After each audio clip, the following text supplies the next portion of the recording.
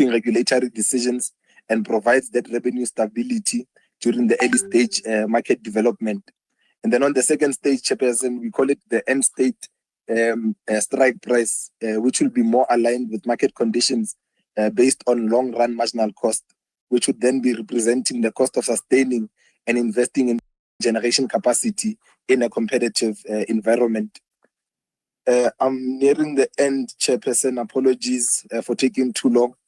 The framework is explicitly transitional in its purpose, Chairperson. We always want to make that clear that its purpose is not to replace the wholesale electricity market, but to ensure that the transition to competitive price formation occurs in a controlled and credible manner without allowing Eskom to exploit its structural dominance.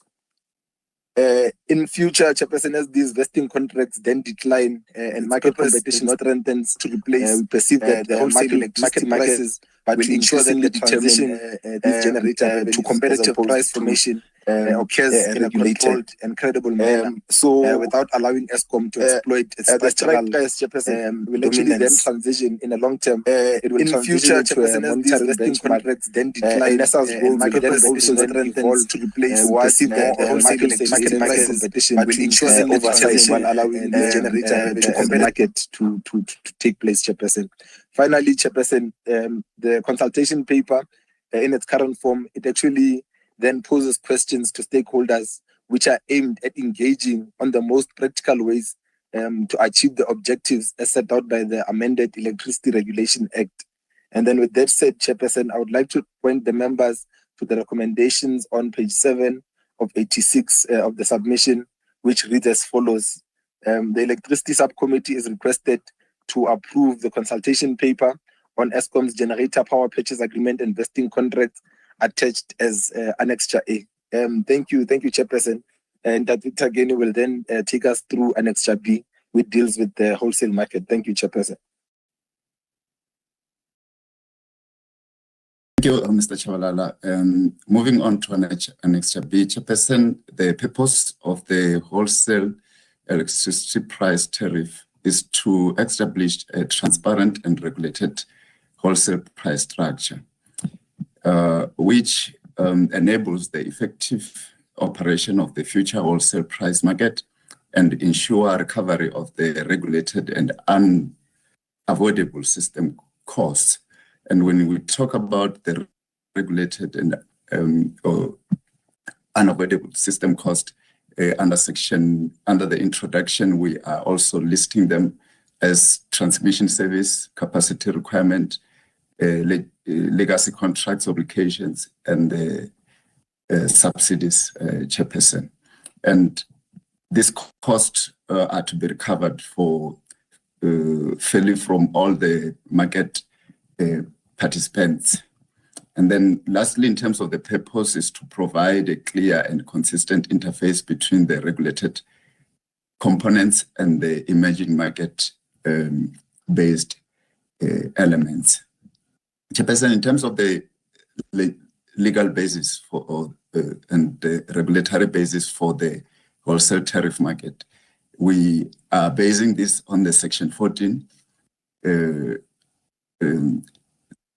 14D, which states that the energy regulator may make any license subject to condition relating to the setting and approval of prices and charges. And under paragraph 3.2, Chairperson, we're indicating that the charges to reflect the wholesale tariff are required to be in place for preparation of the SAWEM implementation. And moving on, Chairperson, in terms of the applicability, we are indicating that this methodology under Section 5 will be applicable to the determination of the wholesale tariff, and it will be applicable during the MYPD6 period and until NERSA develop or put in place a new methodology. And then in terms of the market structure, Chairperson, I will not go through the market structure. Is covered under Section 6 of the consultation paper. And there is also a section that deals with the relationship between the wholesale tariff and the retail tariff, where we are indicating that the wholesale tariff will include costs that are related to the market, and the retail tariff will then include the wholesale tariff to it. And then moving on, Chairperson, to the section that deals with the structure of the wholesale tariff, which is section 11. I will not really get into the details of the structure, Chairperson. There is a structure that is tabled together with the example that we have provided under table 1, the example of the wholesale tariff calculations. And then moving on, there is lastly, Chairperson, without getting into the list of the cost that makes up the wholesale tariff, there is a section that deals with the alternative to the wholesale tariff, which is the last section to this consultation paper, Chairperson, that instead of having one bundled wholesale tariff, we are also putting out to the public that there is also an alternative to consider, which is a transmission tariff and a retail vesting contract. And the transmission tariff under section 15.3, Chairperson, it has its own makeup, which is network use of system, the losses, system operation cost, ancillary services, and the possible capacity related cost. And then lastly, the vesting the retail vesting contract is a contract-based energy pricing, Chairperson. Chairperson, Mr. Chabalala has already read to you the recommendations, and those are the recommendations that we requesting the committee to approve. I thank you. Thank you, Mr. Chabalala and Mr. Ntageng. So at this stage, I'm then going to call upon the members of the regulator if they've got any questions or points of enhancement.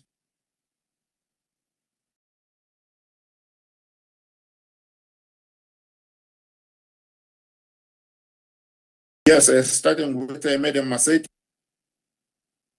Thank you, Chairperson, for the opportunity, and thank you to the team for the introduction of these two very substantive issues, complex issues, not so simple the way that we are trying to approach them.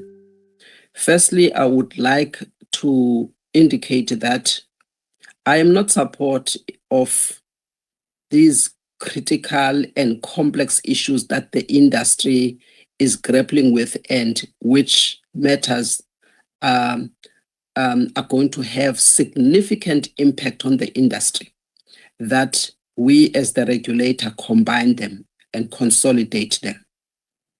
Irrespective of the fact that there might be maybe some related issues to it, but not so critically dependent on each other. So from that perspective, I do not believe that we are supposed to present them and deal with them in the manner that we are dealing with them. So firstly, it is the approach issue. I do not agree with that approach issue. We are going to attract very heavy criticism, just like we have recently attracted criticism on the trading rules, that we have done so well with the industry, and all of a sudden, before bringing them to the ELS, then there were some substantive changes that were made after the public hearing, and then they were sent out after the public hearing before coming to the ELS. And then NERSA was heavily criticized. And our reputation is at stake because individuals decide after a public hearing to now take out or include substantive changes, and they don't bring it to the subcommittee. So I'm worried about that approach, first of all. And then the second thing that I would like to mention is that we should have at least have an appreciation of the urgency, the timing of each of these two issues, and the chronology of developing these instruments.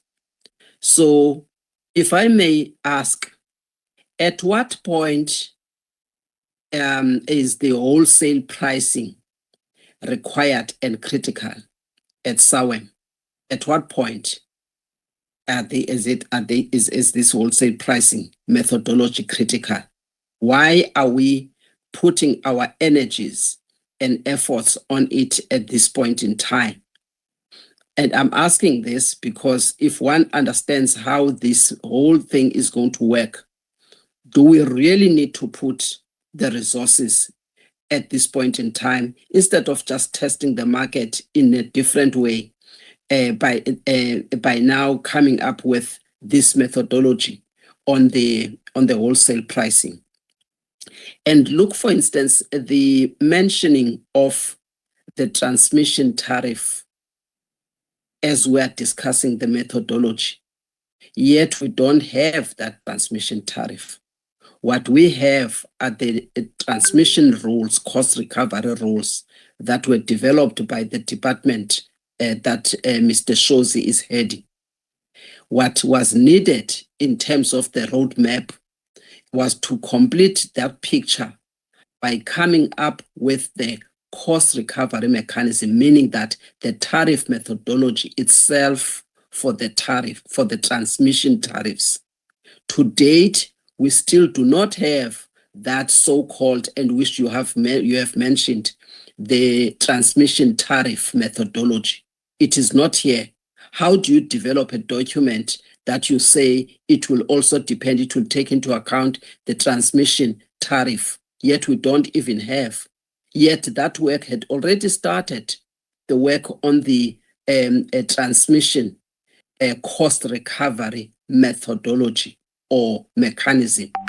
Why is it not here at least? Because I would have thought if you're bringing something that depends on it, you should have it here so that we can compare that with what you are proposing, how those two are going to work.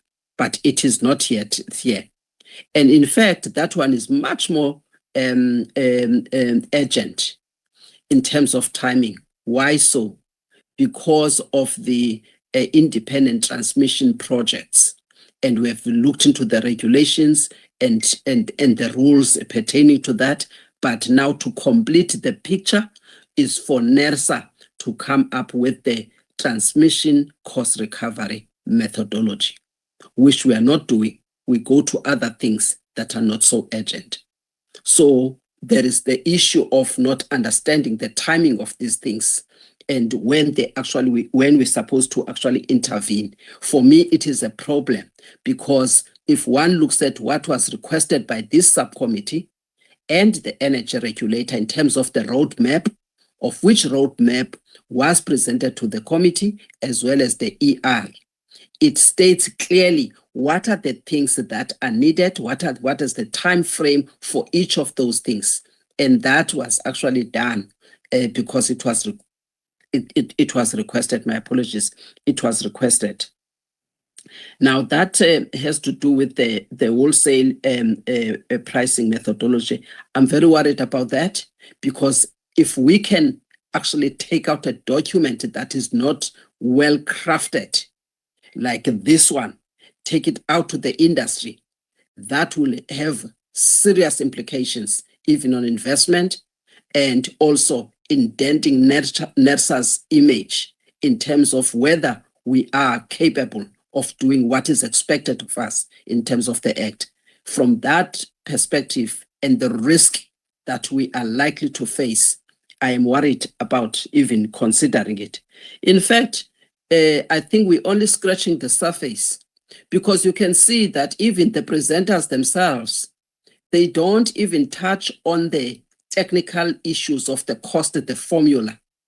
They're uncomfortable Mr. Ntakeni is uncomfortable to even touch on the issues of cost here, yet they want us to engage with this document and have to touch on the issue of the cost in the way that they've looked at it, as well as the impact of this and how the industries are likely to receive this, because we're doing it for them. And actually making sure that we are not going to be seen to be stifling investment. But they are uncomfortable, they're not touching on that. That for me is a problem. They're not engaging on that, they're just scratching the surface. That for me, I'm not comfortable, I have no confidence at all. And in fact, looking at what is presented before us, that takes care of the wholesale pricing methodology. Coming to the vesting contracts, firstly, I would like to find out what is the duration of the vesting contracts that we're looking at, so that we can have an appreciation of the time, the impact this will have on the market. Because we do know that other independent entities that are going to operate or participate at SAWEM, they're very much concerned about these vesting contracts. This is one issue that is going to cause competition related aspects. Is likely to cause issues of predatory pricing, where some of the fixed cost and the others are likely to be put into these vesting contracts. And what will then happen is that you are likely to see that the energy costs are substantially and artificially depressed or suppressed, such that others might not be able to compete fairly there due to the vesting contracts. I'm articulating this deliberately so that everyone can we can all understand the impact and the importance of getting the vesting contracts properly. So the duration of it will even worsen the likely situation that might happen. So I would like to find out what duration, because you must indicate to NERSA that duration. The duration is linked to the likelihood or to the potential adverse impact that is likely to happen. So those two are important, the impact. And looking at this framework framework, I would like also to find out to what extent I know that NICOM actually also had a framework on the vesting contracts, and you participated, NICOM, and those were just at a high level. They did not impose that on us, but to say that the thinking, because markets are not the same, what is happening in the EU, which they are still grappling with the issue of contracts for differences, so which we call in South Africa the vesting contracts. It's a contentious issue, and how you're going to deal with it and disperse the money and all of that is going to be is not simple. So so I want to also understand from our side, we had a very good report, seminal work that was done, I think, from the division, and it was presented by Charles. It indicates the performance of different power plants. It indicates some costs in relation to those. It gives an indication of what we'll call the sort of, I will say, average production cost for Eskom. To what extent did we take that into consideration, especially when you're doing this kind of work here? Because it will help us to deal with the inherent risk that we are likely to see when costs are loaded into the vesting contracts. So for me, if I can be clarified on those issues before I really engage further with this work, I would like to understand that, including the rationale on this approach of consolidating these two issues. In terms of the purpose and recommendations, can we deal with this properly? And I think RSU can also assist here, because the way that we are combining things here, it also confuses what we are supposed to approve at this stage. We are saying that we approve the consultation paper. Are we supposed to not note the consultation paper, then approve the publication of that consultation paper? Those are two different things, and that's how we've been doing it, and also in other divisions for standardization. Are we noting the consultation paper and then approve the publication for both of these? Because one, this cannot be annexures. I don't know what's going on. Yeah. So on both of them, because when you go to table 1 on the delegation matrix, what has been quoted there is the guidelines, or at least the methodology, that the methodology are approved by the subcommittee. But this is different. These are consultation papers. So I just want to understand. The first one is different, number 8. Then you also have 8.1. So if we can just clarify what exactly this means. Maybe RSU can also clarify this, and also that issue of standardization. Lastly, Chair, I've got on paragraph 4.4. Yeah, no, I think I've dealt with it. Thank you, Chair.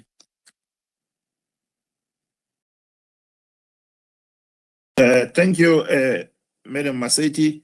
And now I call upon Mr. Mkize. Thank you, Chairperson.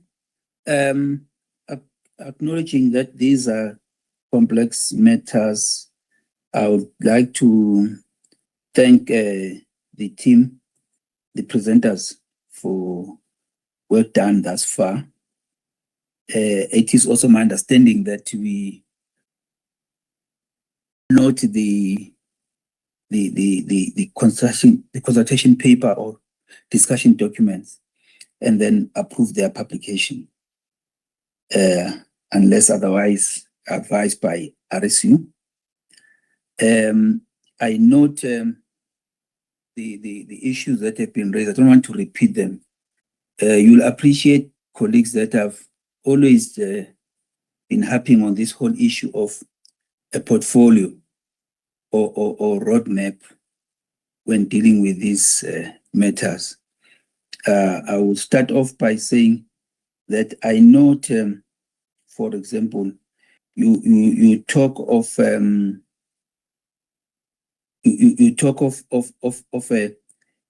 instruments, and then the question, the various instruments that are required, and then the question is, where are these instruments and how are they sequenced? And if you can just have a portfolio of these, it would greatly assist.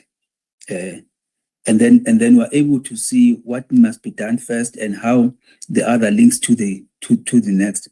And whenever you're presenting one, you just keep us in the loop as to where we are with each and every one of them, so that we can make a progress that is orderly from our side, and ensure that we actually also are able to see as to where we need to accelerate, and where can we put more resources, and when can we have these being in a state of being implementable. Please just assist with that, especially when it comes to the background. Then on the, I'll just talk just briefly on the sorry, by the way, that one talks to 2.3. You do allude to the existence of this enabling instrument, which makes some kind of a portfolio. And then on the background, you would have to talk to that. And then on page 19, I note that the question that you are posing in terms of the stakeholder question 1, if you may include maybe a question that asks if there are any other alternative mechanisms that can be used to appropriately incentivize performance. Because if I look at all these others, you do allude to any alternative mechanism. So if you may just assist in including that. And then when it comes to the definition of person, if you can just refine that by including, to say instead of real, to put the natural person, it's natural or legal person. And then on page 20, under 4.3.2, I see that you are saying utilization payment is equal to utilization payment. I think you delete one of the utilization payments there so that it can be correct. And when it comes to the EPP, the definition, I think is page 65 of 86. If you may just say the properly cite the Electricity Regulation Act, and then the electricity pricing policy is not of the department. It is administered by the department, DE, because all policies, national policies of the Republic. If you can just include that. And then I would also like to understand from your side as to when you're talking of the percentages when it comes to these vesting contracts, are you going to this? If I look at you putting the 60% there, you go down. In terms of the transition, are we going to have reopeners to relook at these percentages and the timelines associated with them? If you may just help to explain to me, because I don't think we should craft this in a manner that locks us in a position that we may find ourselves stuck in and not be able to change in line with the speed and other modalities of the transition. Thank you. Thank you, Mr. Mkize. And now I'm going to call upon Advocate Sithole. Thank you, Chairperson, and thanks to the presenters on these complex issues, which are new to some of us. Chairperson, I just want to get one clarity which relates to ancillary services on page 19, part 2, I think it's 4.1.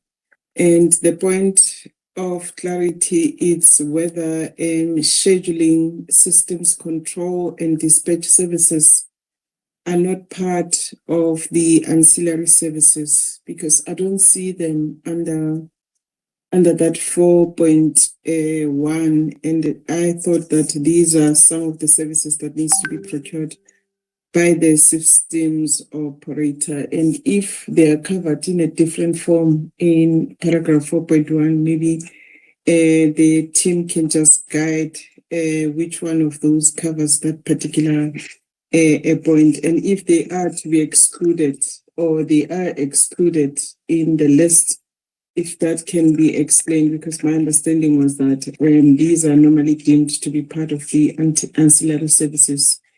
And if my understanding is not correct, I'll appreciate details from the team to really clarify that for me. And I think linked to that, and there's an issue of a black start capability. Maybe for me, it's something that is new. If they can also explain that, I'll appreciate it. Thank you, Chairperson. Thank you, Advocate Sithole. And so now I'm going to ask the team to respond, and if they can respond in the order in which the points were raised by the members. Over to you, team.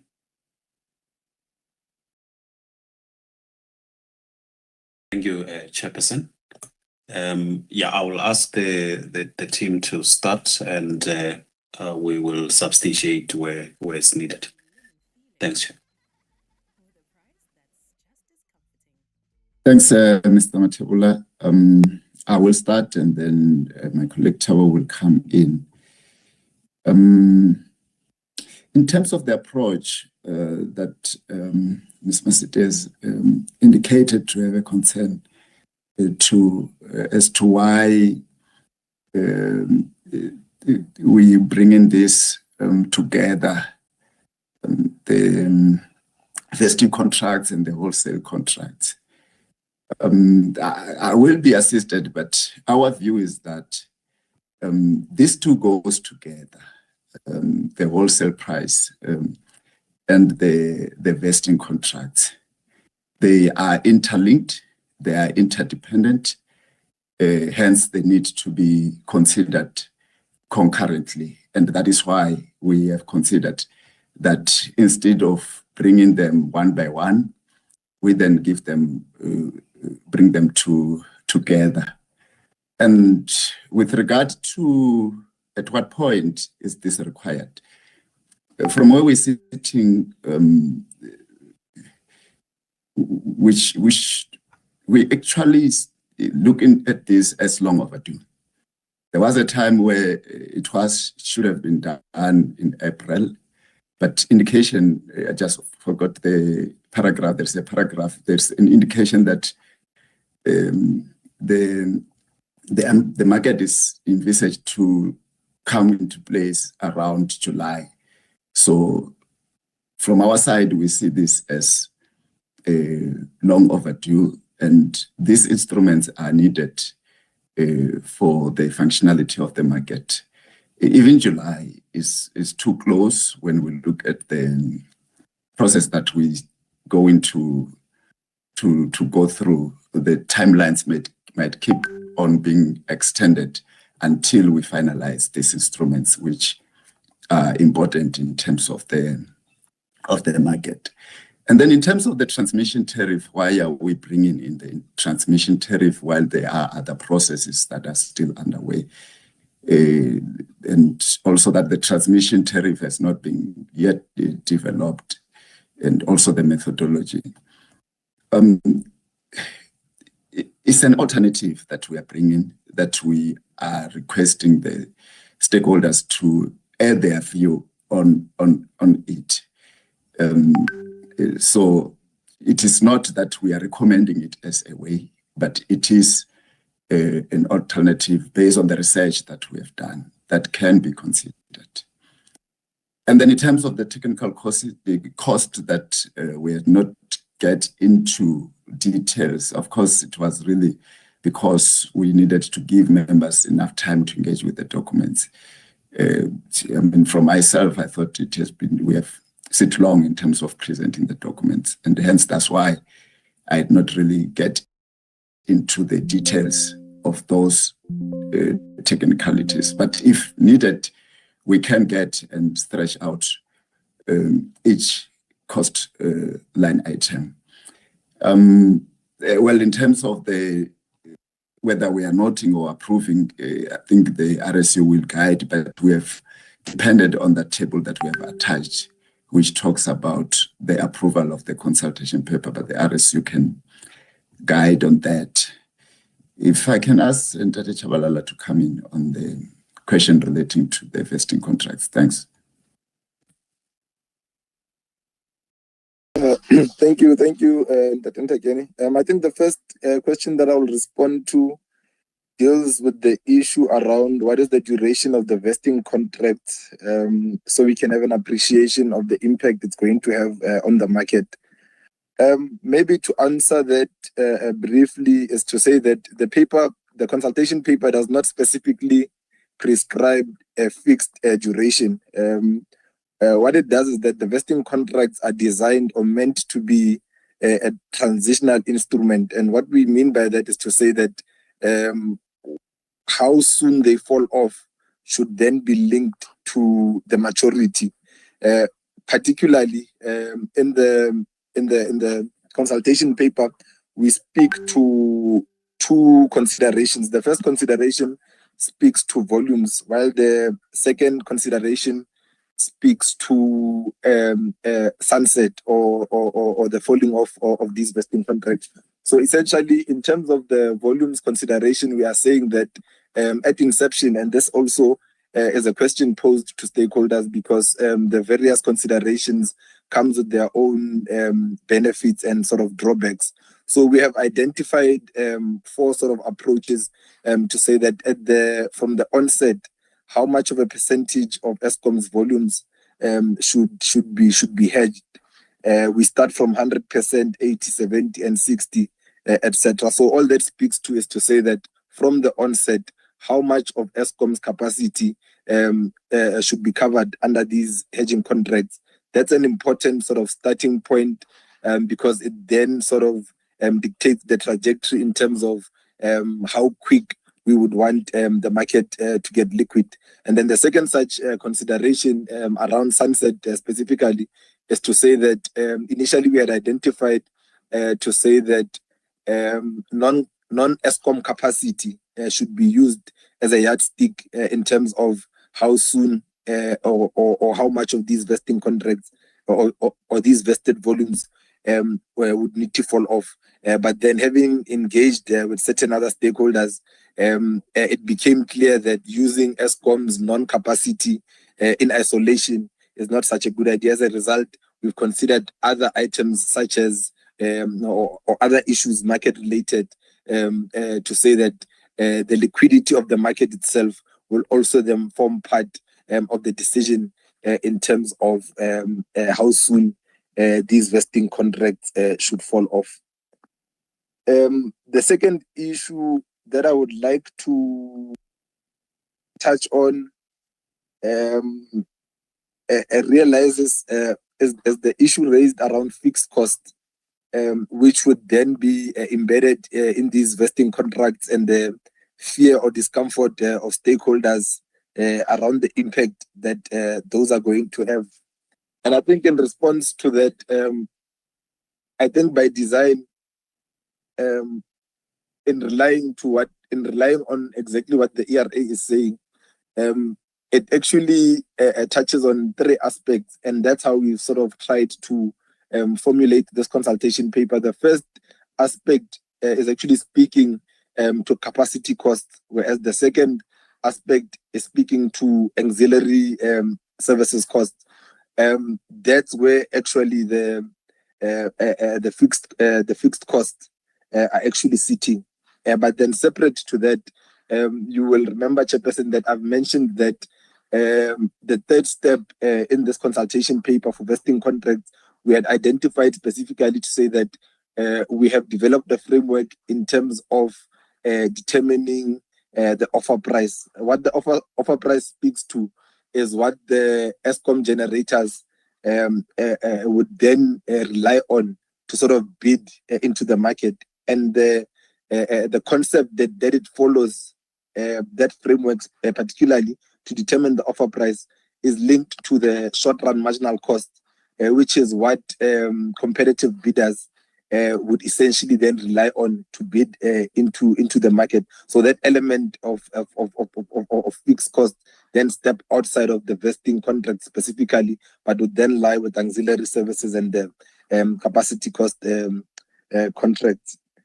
And then the other question, Jefferson, that I would want to respond to is to say that there was a report that was presented by Charles, which indicates the average production cost, which I do believe will come in handy in the conclusion of this paper, specifically in finalizing the approach. But I believe Charles has said in various of our meetings, if you'd like to speak to that, I believe he can be afforded that opportunity to sort of speak to that, Chairperson. The last question, Chairperson, that I'm going to respond to, I hope I'm not wrong in saying it's the last one. We note your enhancement request where we were saying that utilization payments were repeated. The paper will be enhanced accordingly. Furthermore, Chairperson, there was an enhancement request to say that perhaps as part of that stakeholder question, we should be enhancing it to include that stakeholders should maybe identify if there could be any other potential mechanisms that could incentivize performance. That enhancement will also then be effected, Chairperson. The next question I'm going to respond to, Chairperson, speaks to the transition around reopeners on volumes. And it's a valid point being raised to say that we do not want to lock ourselves in a position whereby we will end up not being able to react timeously enough. And Chairperson, I think that's why we were quite specific. Unfortunately, I cannot refer you to the specific section, but we identified sort of specific circumstances that would have to be adhered to in order to allow for these reopeners. And all we are saying is that we don't want to be stuck in a position whereby if circumstances, one particular example that I could use right now, we know that currently the oil prices or the oil industry is experiencing a huge shock due to the war in Iran, etc., Chairperson.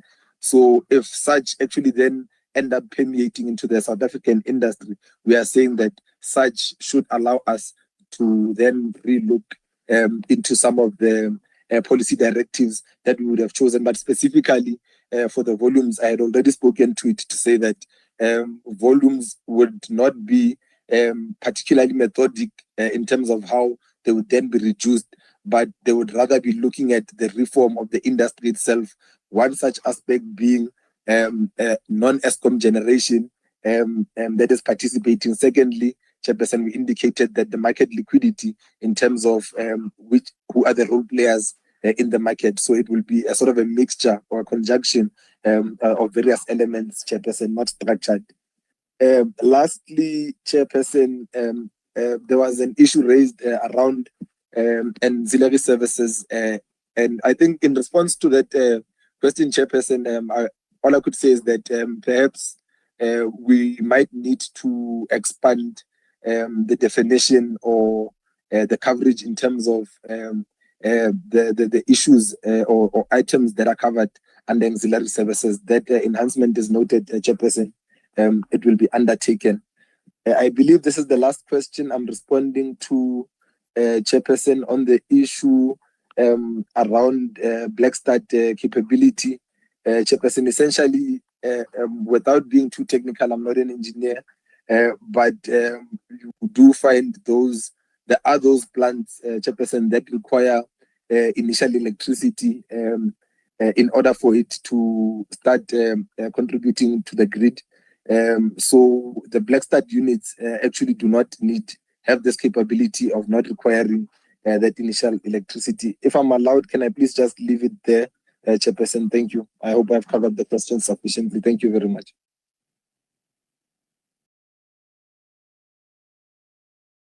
Chair, I'm not sure if I can add before Ms. Masetti comes in, maybe.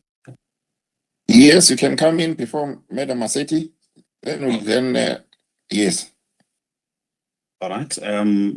Yeah, Chair. So I wanted to indicate that we brought this two document, which is the vesting contract framework or methodology, and as well as the pricing methodology, as two separate documents, which the subcommittee can make a decision on any of them, either to allow them to be published or not.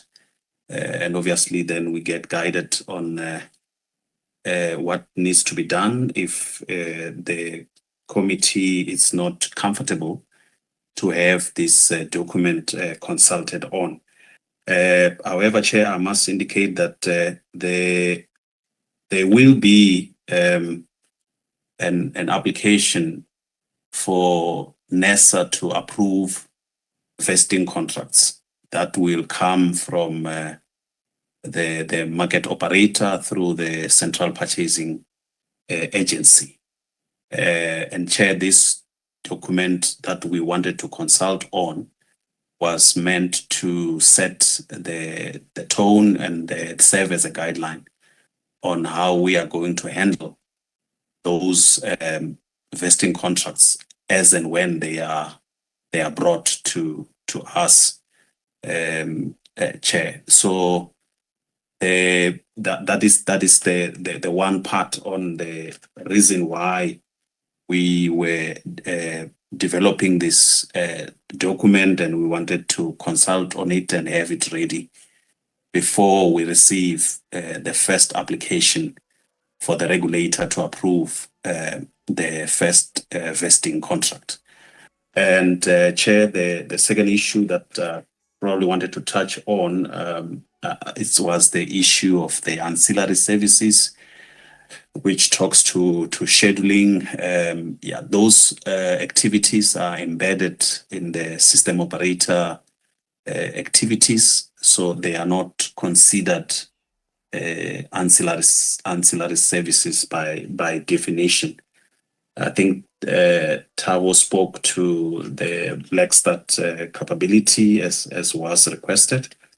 And Chair, secondly, it's the pricing methodology framework that or the methodology that we wanted to consult on. Chair, if you look at the Annexure B itself under paragraph 2.4, if I'm not mistaken, I'm just quickly going back to it.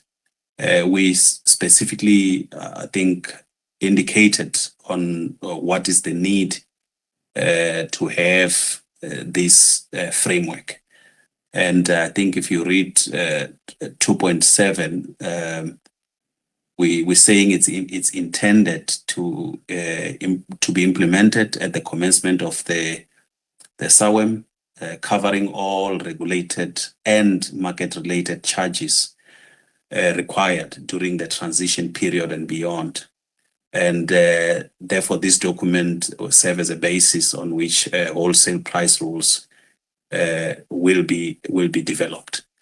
So, Chair, I think if the consultations papers themselves are not ready to be published or to be consulted on, I think we can be guided on what is lacking in the document themselves, so that we can go and enhance on those, so that we can then get the approval. But we are of the view that these two documents, they remain crucial to be enablers for the regulator when dealing with these two issues, one being the wholesale price for those activities that we indicated, and then two, the approval of the vesting contracts as will be expected in moving into the wholesale market. I see Ms. Magubane also has a hand, Chair. I would ask that she comes in and then we can afford the members for follow-up. All right, thank you. Yes, may I ask Madam Magubane to come in, and then I'll then recognize Madam Maseti. Thank you, Chairperson, and good morning to you and members. I just wanted to add on the part of ancillary services to just indicate that probably it will be neater to make reference to ancillary services as they are defined in the codes, and Black Start capability in particular is a requirement that's been added to the code to ensure that the Black Start capability for the network is sufficient. As the network is changing and we're introducing more renewables, it became necessary to specify that Black Start capability be a capability that different plants are able to have, so that the network can be supported. And that's really to assist the network to be re-energized should there be a blackout out. And so these have typically been 2 or 3 facilities within the network at strategic parts, but with the changing sort of energy mix, Black Start capability has been extended to ensure that all plants or various plants are able to provide that capability. I just wanted to enhance on that response, Chairperson. Thank you. Thanks, Madam Makubane. And now going to call upon Madam Maseti. Thank you, Chairperson, for the opportunity. Chairperson, I think as indicated, well, let me just start off with the issue of the ancillary services. I think it is important to provide the context because in most cases, we tend to duplicate these things. This issue of ancillary services and the scheduling, the way in which we are going to deal with them here, or we're dealing with them here, it must be different from how we touched on these things in the what we call the rules, for instance, the cost recovery rules, the transmission cost recovery rules, for instance, because these issues are dealt with there as part of the transmission. Now, when we come here, the context is not put properly. And what we often criticized on is that NERSA, you tend to deal with things that are dealt with elsewhere. And in that way, you duplicate. So in this case, we have dealt with the issue of the scheduling. And also, yes, there will be issues of cost and stuff like that. As I say, in the transmission cost recovery rules that were brought to us by the division under the leadership of Monthly, Mr. Shozi, they have already dealt with those issues. Now, there is no clarity as to the context and the rationale or the approach of trying to bring them in these 2 documents that we are talking about, or let me say the wholesale pricing methodology, so that we can avoid undue duplication. That's the first thing, and for me, it is quite critical.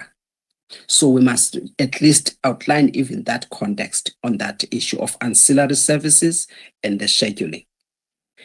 Then I would like to come to the second issue that again worries me, which I mentioned, but it is not clarified. The issue of the risk. The issue of the risk when it comes to vesting contract is not dealt with. And I'm talking about risk for generators, for instance. And there are also the aggregators that are participants in the SAWE. So if they are locked into low prices, and I had called that, if for the benefit of others, I had called that predatory pricing. So if they are locked into that, that would obviously result in stifling of investment. And also even the parties that are participating at SAWE might actually exit if they feel that the market in South Africa is not working for them. So that is a critical investment risk associated with the vesting contract. That risk has not been dealt with here.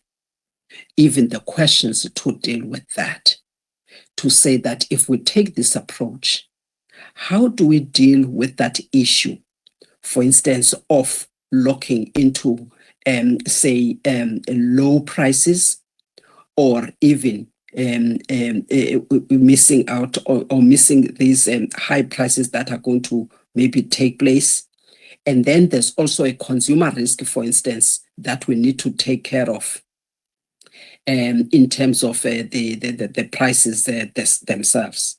So the volume risk, the low price risk and the periods of the negative prices that we need to take care of and asking ourselves.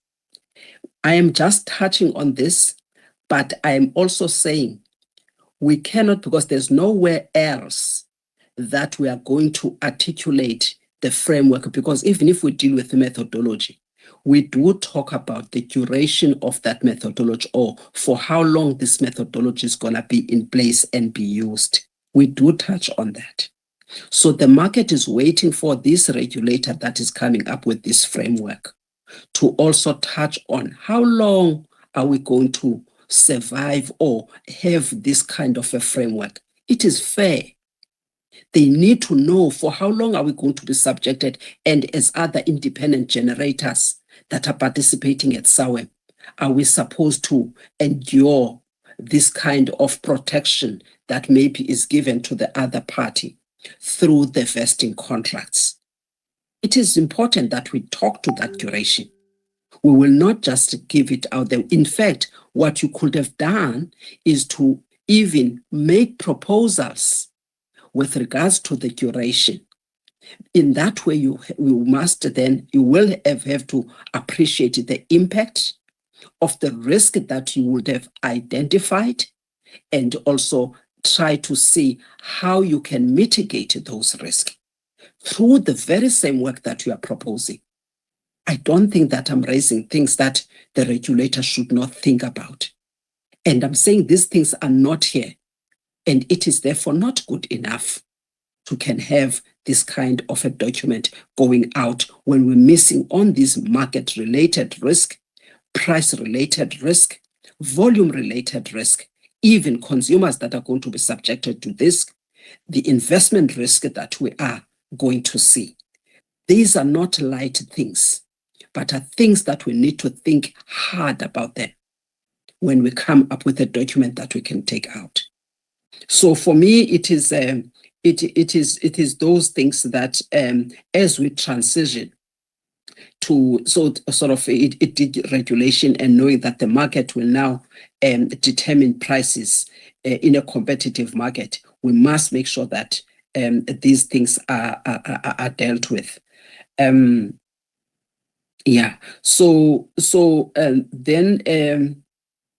if I were to then move away from this, I think there's a number of this risk that we really need to think about, even when we talk about this balancing and so forth, and the financing risk that we need to think about. And all of those things have not been dealt with in this document. The other thing that I am saying it is not good is that the sequencing that we are coming up with and these interdependencies, we are not doing them right. You are now taking this vesting contract that I've already indicated how complex it is and how it is likely to do the negative of what the country is expecting. And then you combine it with the wholesale pricing methodology. And in that wholesale pricing methodology, you make reference to things that have to do with the transmission tariff. Yet you don't have the transmission tariff methodology before the regulator. Why couldn't you bring that? Especially knowing that the department is moving in that regard, is ahead in that regard. And the IPP office has advanced its work in that regard. But that document is not here. Yet already some good work has been done by the regulator to develop the transmission cost recovery rules. Why is the methodology to determine the actual transmission tariff is not here to complete that work? Knowing that the department, this is the main area, and you know that even this week there was the launch between the DTIC, IDC, and the departments on this very same issue of the transmission, the ITPs, investments there, and the localization and so forth. But the regulator is not reading that space. and the IPP office busy with the project, yet we're coming up with the wholesale pricing. So for me, I don't think that we got the sequencing right, and we can't have the wholesale pricing without that tariff that we are making reference to. That is just wrong. I just want to leave it here, Chairperson, and there is the rationale that is stated here. I don't think that it makes sense at all. It does not bind us. Even if these two were related, we cannot combine them and consolidate them and cause some convolution of issues. We can't do that and have one as an annexure and the other as an annexure. Why can't we deal with one thing? Because on its own, it's an issue that is contested by stakeholders, even the duration of the vesting contracts. Bearing in mind that NERSA is given a mandate, firstly, to approve the framework for the vesting contract. It is in the Act. Secondly, NERSA is required within a period of 5 years to have introduced competition. So yes, there's going to be a transitional risk in this vesting contract that we're dealing with, of which transition risk we are not dealing with, even in these documents. There's a number of risks that I've mentioned. So it has to be a standalone.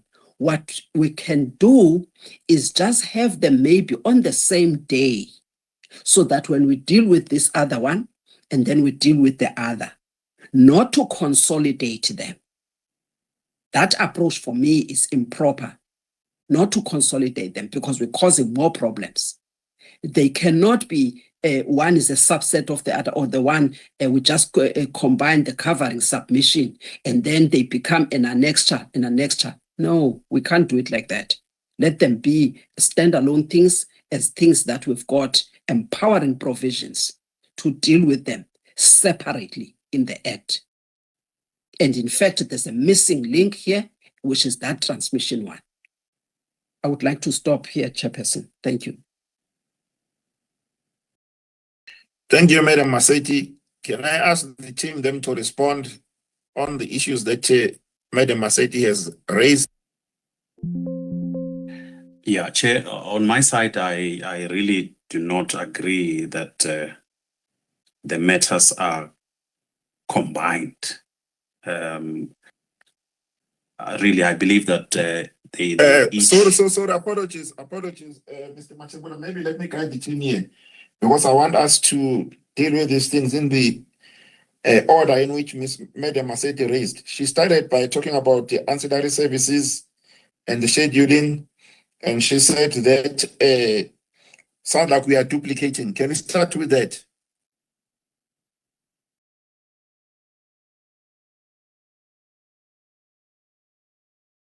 Yeah, maybe we should take Mr. Mkhize as well, Chairperson, then we can talk to both members. All right, we can do that, Mr. Mkhize. Thanks, Chairperson. And thanks, Mr. Machibula, for just giving me let me precede you. I would just like to, maybe before I speak, I'll put a caveat. You know, I worked for the policy making side for a very long time. And I'm always having this balance between analysis, paralysis, and implementation. You know, I see it as very crucial. You note that in the energy sector, generally, there's this tendency to not really embark on things until pushed at the end to do them. Pardon me for the prelude. You'll note now that there is a war, this war in Iran, and a lot of things said, but when things subside, everyone goes quiet. And this issue of taking too long to go out to the public to engage on issues and make decisions, it's somehow tends to be an Achilles heel from our side. I'm talking as a sector, and I think that I do not, in terms of the responses received, support that we do have everything. We do have this, the portfolio really in place and outlined, understood by us all here. And therefore the need to do that. But I don't think that should necessarily preclude the process of publishing where I'm sitting, so that we can be able to get comments from the public as a first round. But the issues of enhancements that need to be made, and that in the next session, whether we do via a workshop or as a meeting, that we look at this portfolio and how things fit together, and how the resources have been provided with regard to that, and making sure that we are able to meet the timelines, because that becomes like our working Bible, if I can use that, going forward, as particularly as this subcommittee. That will be my emphasis. And I take it that these two documents, you correct me, I see them as two separate documents under one submission for purposes of us addressing them here. And I would say that there are some implicit risks that are put in terms of managing, like that, like why I was talking of the transition and talking of the percentages from my side, wanting us not to also to lock us up into some percentage or timeline, but to indicate that. And I think for me, the most important thing would be to kind of, pull out those risks, and then we can even have maybe a section that kind of write it in that format of saying we've got associated risk that you are trying to manage, which include 1, 2, 3, and then we ask questions concerning these risks and how they should be managed, and as far if they are not adequately managed in terms of what we have, just to ask specific questions that are clear cut in terms of risk management as we're moving forward. Because really, if you are moving into something that pertains to the future, you are dealing with risks, and that risk approach should actually feature in the document in a more explicit manner. And I think if we will have that kind of section kind of being included in terms of what risks associated with the vesting contracts, noting also that it doesn't mean that ESCOM as a first mover in inverted commas should not be having some kind of a first mover advantage. Because for me, I think we need a fair, this is more like also striking a fair balance between those ones that have taken the risk upfront and those that will be coming later. And it is important to have that balance, because at the same time, the incumbent should not necessarily be disadvantaged simply because others that are coming later are then being unduly advantaged. Let me leave it at that. Thank you. Thank you, Mr. Mkhize. So way forward now, I'm going to ask the team to respond once again, but based on the order in which the members raised the issues. And thereafter, we're going to allow the RSU to come in to help us in terms of the recommendations. And then we are going to vote. Who votes? Because there are two issues on the table. So can I start with the team then to respond in the order in which the matters were raised? Chair will start, and what I've missed, the team can assist. And as I had started, I indicated that we brought before the committee two separate documents. One is the vesting contracts, and the other one is the wholesale pricing. And I think in the recommendations, we have indicated that there are two approvals that needs to be done. One is for the vesting contract framework, and the other one is for the methodology. And either one can be approved or or not approved. Either way, I think we are in the hands of the committee to make that call. But the issue of scheduling and ancillary services, Chair, I must indicate that you see the business of electricity, Chair, it's a chain. There is no ancillary service that a transmission system can provide without the generation plant. So this vesting contract framework that we're talking about, it mainly deals with generation plants. And hence, Chair, the issues of the ancillary services that are provided by generation plants are covered in this document. It's not a duplication, Chair. These activities are the responsibilities of generation plants, but generation plants themselves cannot provide ancillary services without the use of a transmission system. So either way, whenever we are dealing with transmission-related frameworks or dealing with generation frameworks, these particular activities will still have to be listed, because both the industry players will have a role to play when it comes to issues of ancillary services, but none can fulfill this without the other. And then there were mentions of risks. If you were to read this consultation paper, Chair, starting with the part that talks about Chairperson, through you. Chairperson, through you. Yes, Madam Maseti. I think you must call your team to order. And it's not the first time. I think that attitude that Mr. Matebula is displaying here is not proper. And you must be very careful, because he's talking to the members of the regulator, and we are taking decisions. And when we ask questions of clarity.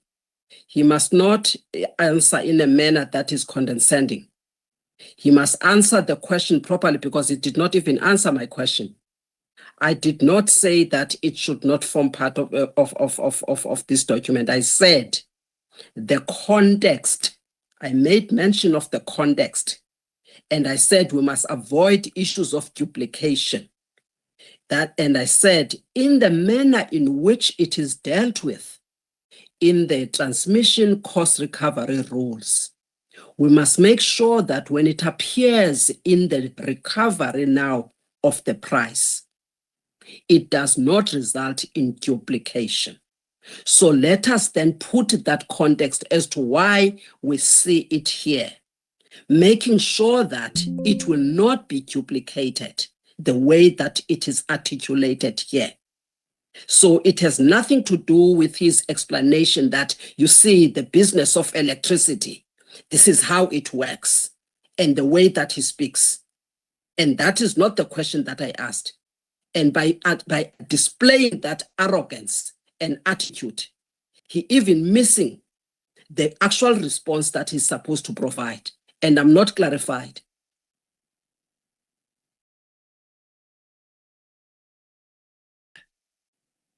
Thank you, Madam Maseti, for that input. So, Mr. Matebula, I'm sure you've heard what Madam Maseti is saying in terms of how we should phrase the answer to the questions posed. So then over to you, Mr. Matebula. Chair, I have no further inputs. I will ask the colleagues to assist. Mr. Chabalala is in there. Mr. Chabalala. Thank you, FTRM.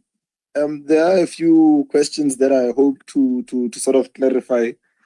But maybe firstly is the issue overall, Chairperson, to say that in developing, particularly on the vesting contracts, Chairperson, we have dealt with many stakeholders, even though I'm afraid at this point I don't want to be calling institutions because I don't think we have any formal sort of positions as yet.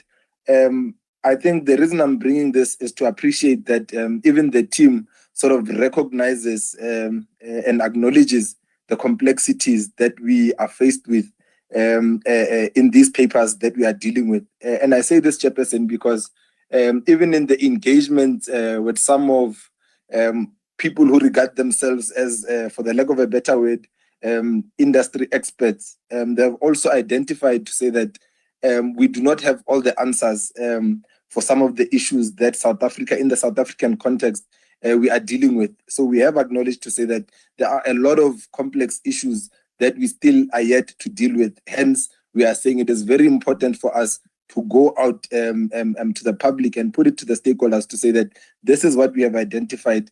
Let us engage on the matters. Let us tweak it wherever we can. But the stance of sort of trying to perfect everything internally, it has become quite clear, Chairperson, even with the assistance of our Danish counterparts, they also sort of got to identify the complexities that we are dealing with. I thought I should just get that one out of the window before I deal with the specific issues, Chairperson. The other issue that I wanted to touch on, Chairperson, is particularly on the issue of risk. I was going to respond to it differently until the members sort of clarified towards the end. And I like how it was sort of posed. In this paper, we actually do sort of speak to some of the risks that are sort of embedded in some of the options that we are proposing. However, I liked how it was put to say that some of these risks are there, however, they're implicit. So this could then be solved by having a section whereby we particularly explicitly sort of identify this risk. And just like we've done with the other stakeholder questions, we sort of put it to the stakeholders to assist with those identified risks. I think that enhancement can be done, Chairperson. And then the other issue specifically, and I think ultimately some of these issues that I'm responding to are sort of all tied up somehow to this issue of risk being identified. Another typical example is the issue that came up to say that perhaps, in fact, the explicit question was to say that how long are stakeholders or role players going to be subjected to these vesting contracts, aka the protection that would be then afforded to Eskom. In light of what I spoke to around risks, Chairperson, I want to identify to say, as an example of speaking to these risks being dealt with embeddedly but not explicitly so. On section 11.4, we speak to say that the strike prices shall be determined for a multi-year control period of 3 to 5 years as determined by NERSA. That period is envisaged to then allow us to sort of gauge the market in terms of, are we achieving the objectives that we have set out to achieve with these instruments that we are putting forward, Chairperson. Over and above that, still demonstrating on that issue, Chairperson, on section 9.1.1, we indicate that as an additional safeguard, vesting arrangements may be subjected to a maximum duration limit. We put an example to say 5 to 8 years, irrespective of structural thresholds. When we are speaking to structural thresholds, it's those issues that I had initially responded to say that some of these mechanisms include the participation of non-Eskom capacity, including the liquidity in the market, etc. So we are saying as an additional safeguard, there should be, we are proposing that maximum duration limit, and we are putting it to stakeholders to sort of assist us in terms of what do you think would work best in the South African context, Chairperson. I'll repeat this one last time. Sorry for this repetition, Chairperson, but it's to say once again, some of these risks, because they're embedded, I think it would then be quite wise or more transparent if we were to be very explicit in terms of how we would want, how we have identified and how we would want some of those risks to be dealt with. If I could just leave it there for now. Thank you, Chairperson. Thank you, Mr. Chabalala. And then Madam Makubane.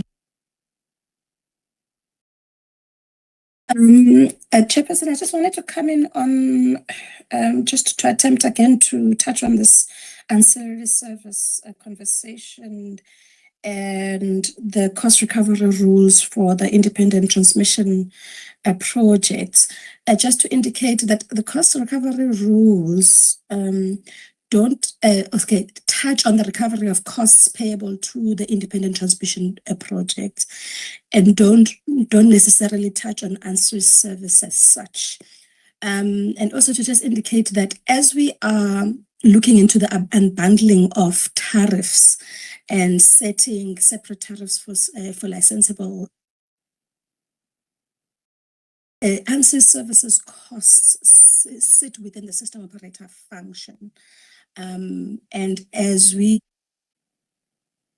sell tariff is really not an aggregation, but a putting together of all of the tariff elements and trying to allocate them to their licensable activity functions. I just wanted to clarify that ANSYS services as a cost is not really included in the cost recovery rules, but will find themselves in the different cost elements along licensable activities and appropriately sit within systems operation.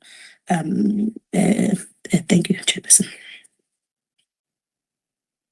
Thanks, Madam Makubane. And then Mr. Chokwe.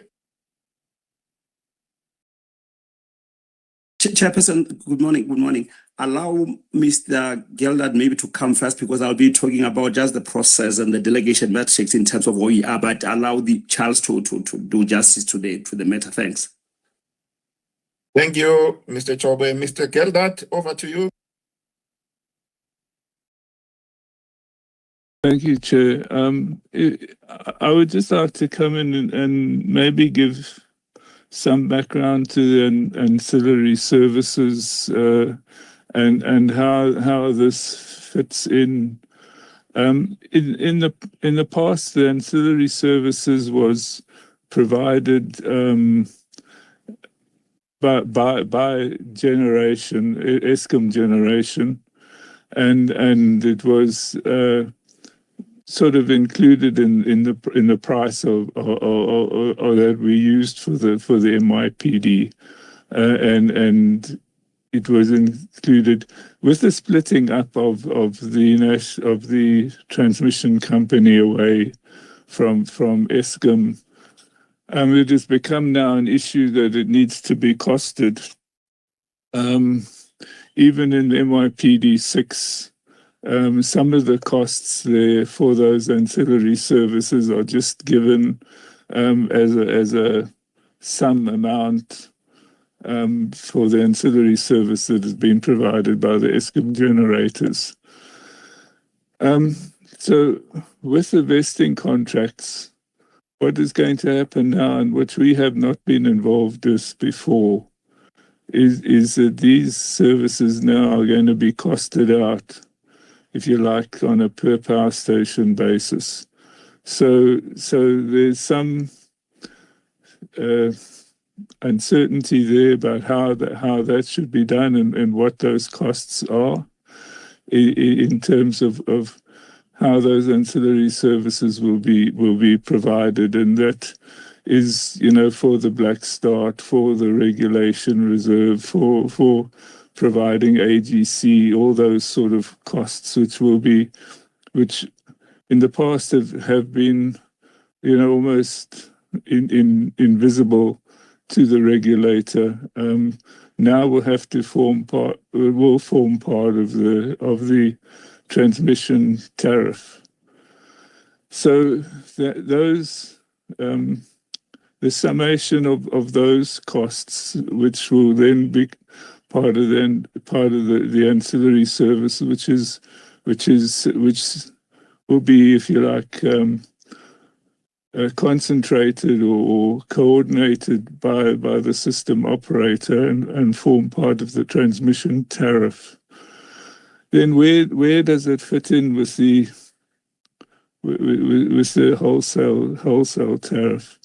The wholesale tariff really, in my view, is going to be based on the transmission tariff, but the wholesale tariff, the part which really is critical, in my personal view, is that it is the energy part, and that energy part will be determined by what comes out of the vesting contracts and the determination of each component of the vesting contract summated over a year with in terms of the actual dispatch.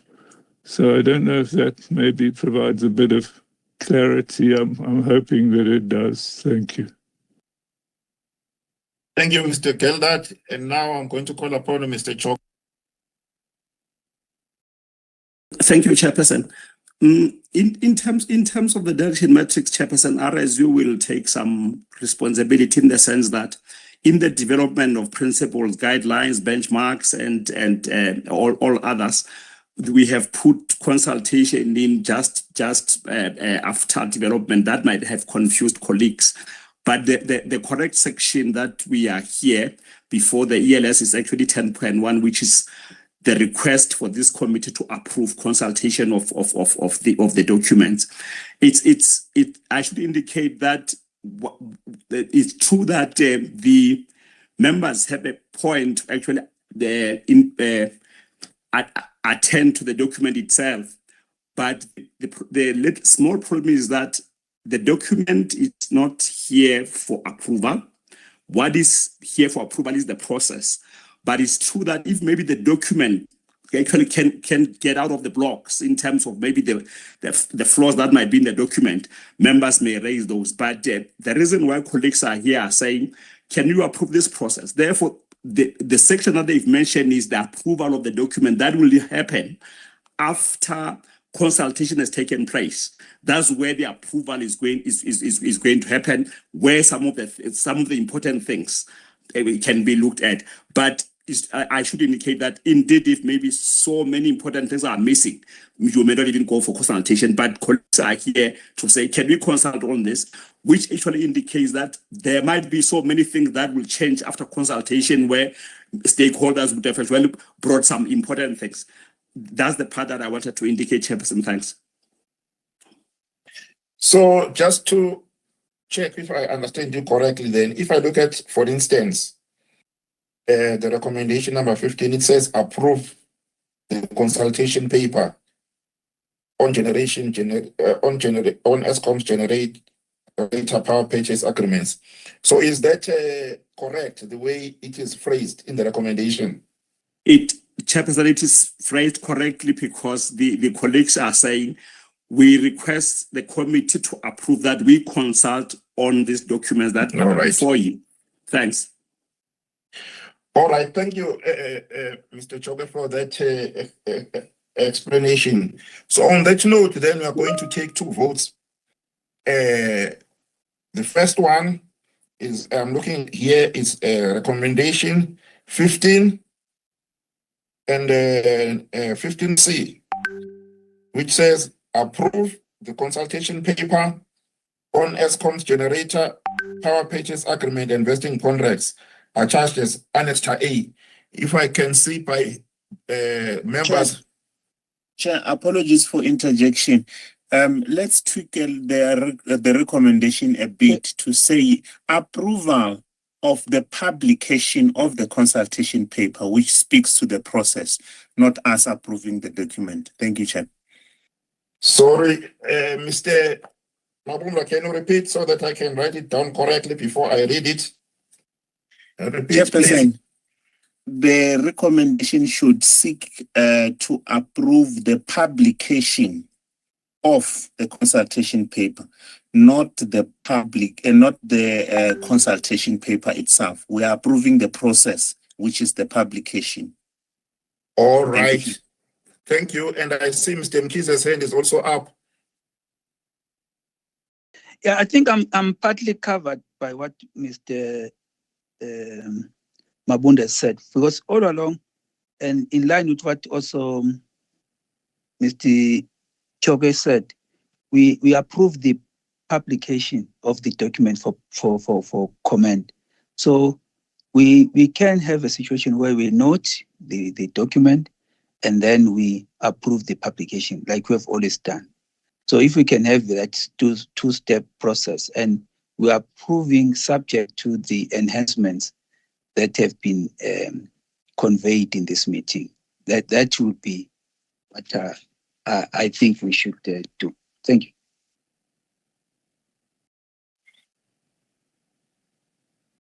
Okay, thank you, Mr. Mkhize.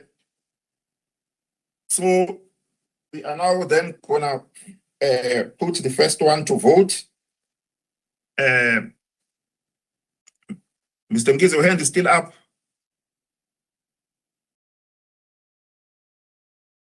Mr. Apologies, Mkhize, Chair, it's a lingering one because of lingering one. the So, yeah, but I support the noting subject all to right. the enhancements. All right, thank you. Let me then read out the recommendation for the first one. Is that we note the consultation paper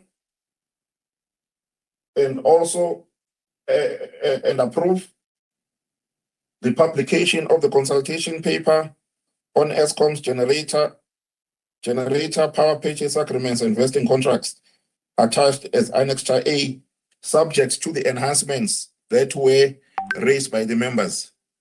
So if I can ask the members by show of hands if they are in support of that.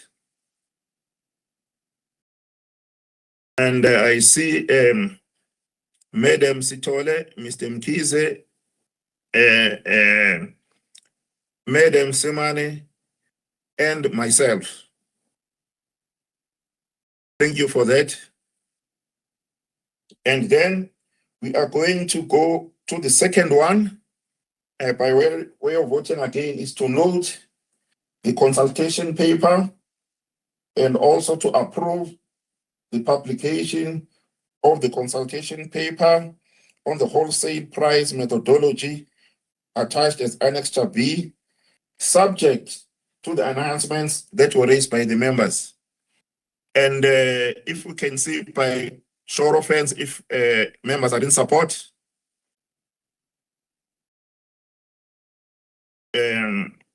I see Mr. Mkhize, Madam Semane, Madam Sitole, and myself. So thank you for that.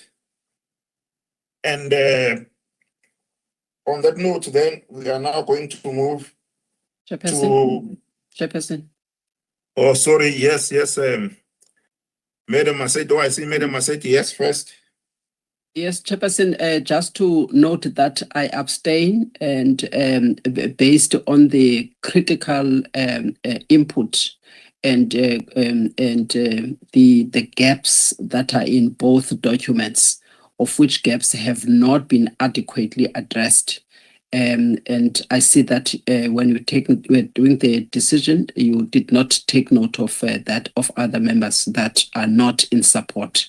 If that can be on record. Thank you, Chair. Noted, Madam Maseti, and I also see Mr. Pukula, your hand is also up. Thank you, Chair. Chair, it was just to record that I abstained from voting on this one. Thank you. All right, thank you. So we note that Mr. Pukula and Madam Maseti have abstained. Thank you for that. And so on that note, we are now going to move to item number 8, cost of unsafe energy. Mr. Machebu. Chairperson, thank you. This item, it's for noting. So, Chair, we received the report from NTCSA on this cost of unused energy. And Chair, I would ask that Ms. Ndlovu talks to the issue and share the details with the members for noting, Chair. Thank you.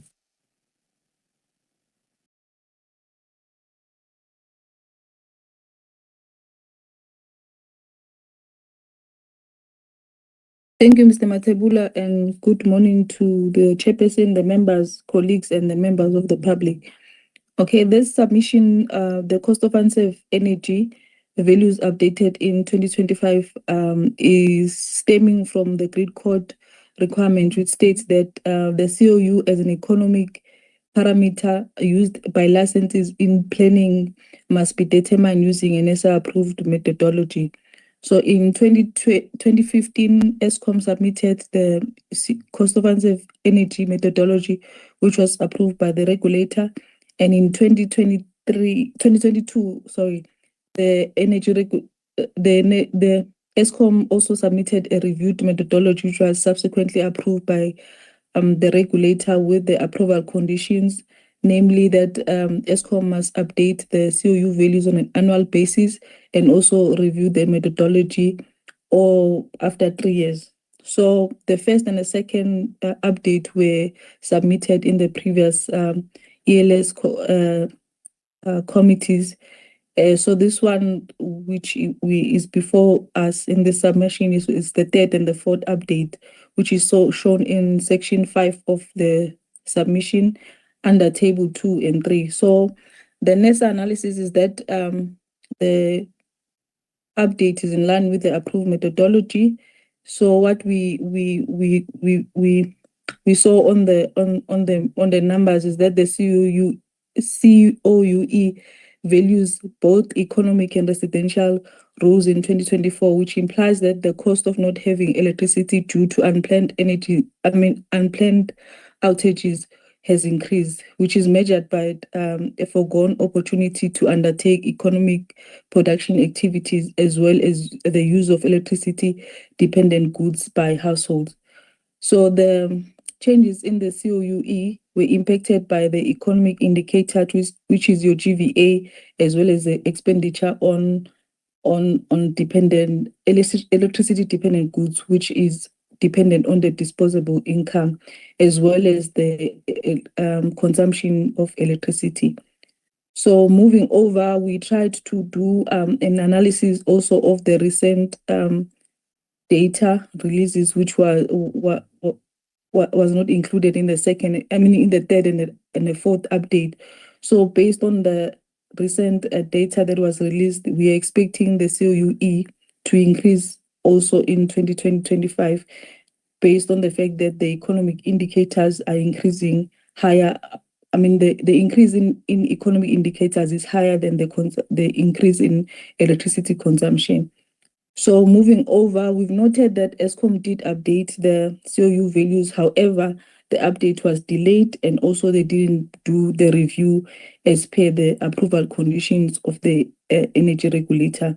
So moving over to section 6.4, we are trying to highlight the implications of not reviewing the methodology and also delaying, which one of them is that ESCOM will be using or outdated COU values in their planning processes. Secondly, which will impact on their compliance when NESA is doing the distribution and transmission audits, which is done on an annual basis. Also, by not reviewing the methodology, ESCOM/NTSA is missing out on aligning their processes with the developments in the industry. So in line with,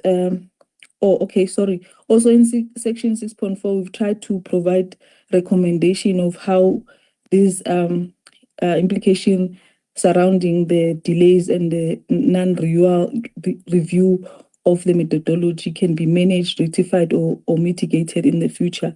So Chair, through you, in line with section 14, it is recommended that the ELS note the COU updates that were done in 2025, and also note that the delays on COU values, as well as that the COU methodology was not reviewed as per the ER approval condition. Thank you, Chair.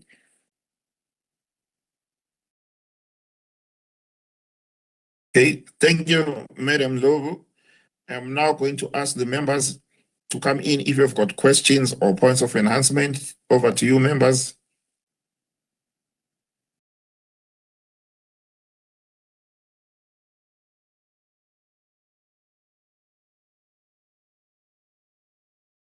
Mr. Mkize. Thank you. And thanks to Madam Lo for the presentation. I just got few things that I need clarity. I want to think about 2 or 3 things.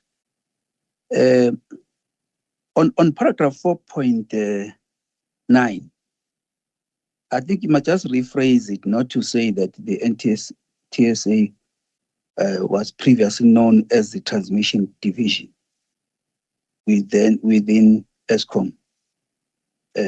Just need to rephrase it. We know it came out of that, but just rephrase that to say exactly what transpired. And then I've just got a clarity that I need here. Does it mean that, because we talk of us evaluating it in paragraph 6.1.5 of evaluating if this cost of unused energy values are updated.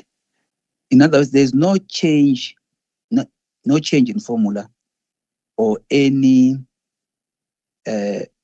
basic input or inclusion of any other factors. It's more like updating the figures based on the established formula. That's my understanding. There hasn't been a revision of the methodology of coming up with this cost of unused energy. If you can just confirm to me that that is what actually happened. And I note that on page 19 of 20, the last paragraph, it talks of the overall impact of the cost of load shedding based on the study was estimated the cost of load shedding to be 9 rand 53 per kilowatt. And then you said that they updated this to the revised cost of load shedding of 12 rand 61 cents per kilowatt. That is now the figures. If you may just bolden this, because we have been hit by load shedding, and I think it's an important aspect just to highlight to the reader. Otherwise, I'm happy to note. Thank you. Thanks, Mr. Mkize. Then over to you, Madam Ndlovu, to explain. Yes, thank you, Chair, and thank you, Mr. Mkize. I note the improvement on the paraphrasing of section 4.9, and moving on to the second question. And yes, I confirm that there was no change in the formula. The methodology is still the same. The only thing that changed was the input, which are the values, but the formula and the methodology remain the same. And with regards to the issue of the cost of load shedding, also I note that it needs to be bolded, and I think I've covered the questions. Thank you, Chair.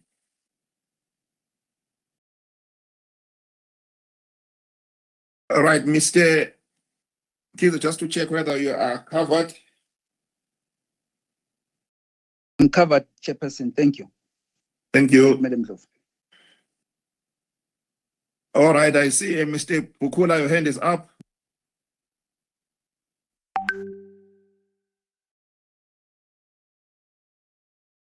Thank you, Chairperson. I just wanted to confirm the source of the figures. Is it Nova Economics? Is it if we can just confirm the source of the figures, and the second part around it, that this is the cost of unserved energy for ESCOM customers. It's not cost of unserved energy for the whole country. If you can just confirm those two. Thank you, Chairperson. Okay, Madam Ndlovu. Yes, thank you, Chair. Yes, the source of the cost of load shedding study is, the source, it is Nova Economics.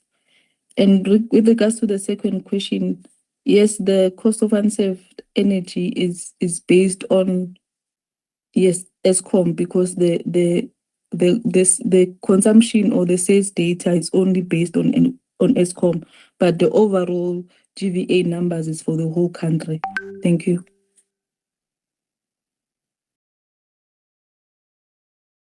Mr. Pukura, just to check if you have been answered.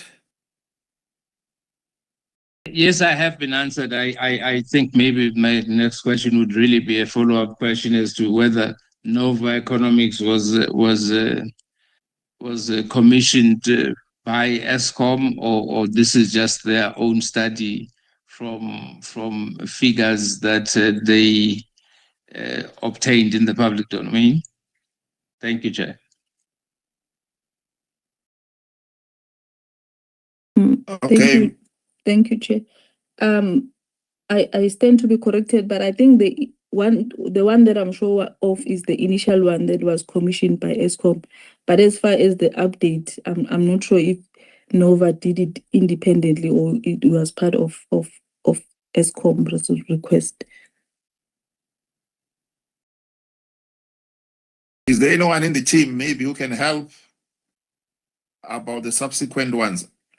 I see Mr. Zungu. Thanks, Chairperson, and good morning to the members and colleagues and members of the public. I think it is indicated that Nova was commissioned by ESCOM under the heading of economic impact interruptions greater than 3 hours. Using maybe the Acrobat reader numbers is on page 19 of 20 on paragraph 2. Thanks.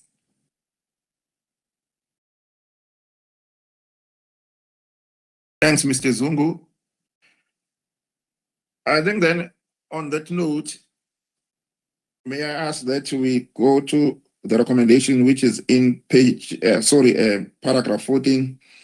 It says it is recommended that the electricity subcommittee notes the COU cost of unserved energy values updated in 2025 and note the delays on the cost of unserved energy updates, and that the COU methodology was not reviewed as per the ER approval conditions. All of this subject to the enhancements that were raised by the members. So if there is support for that, if you can see by a show of hands.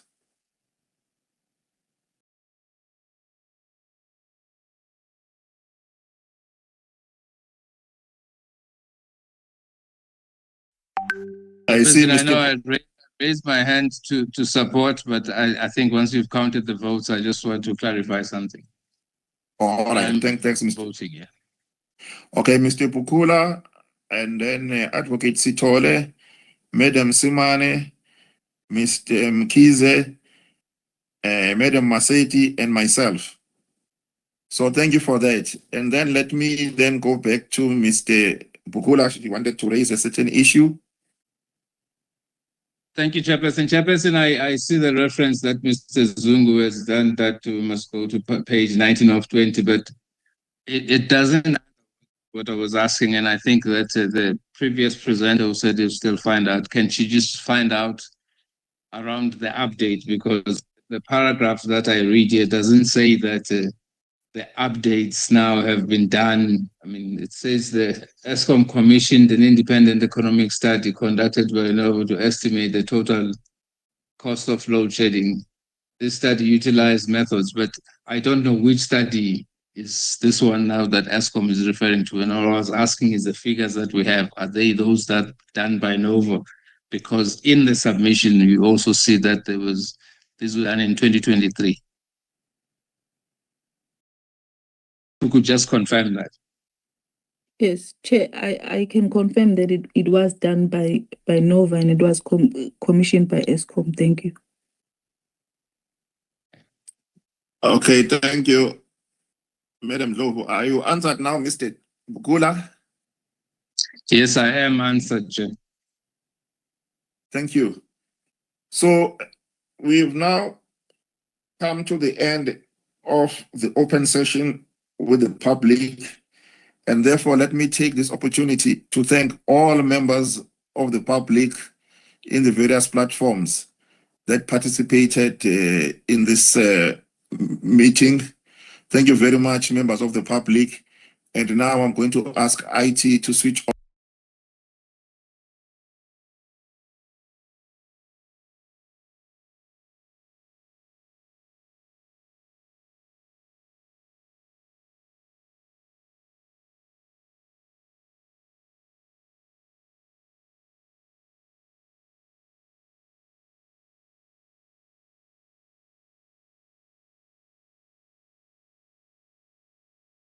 Over to you. Thank you, Chairperson. This application from Mandeni has been consulted by the public, by both NERSA and the municipality. From municipality side, they've provided us with the proof of consultation and council resolution indicating that the application was approved by the council. And from our side as NERSA, we haven't received any comments.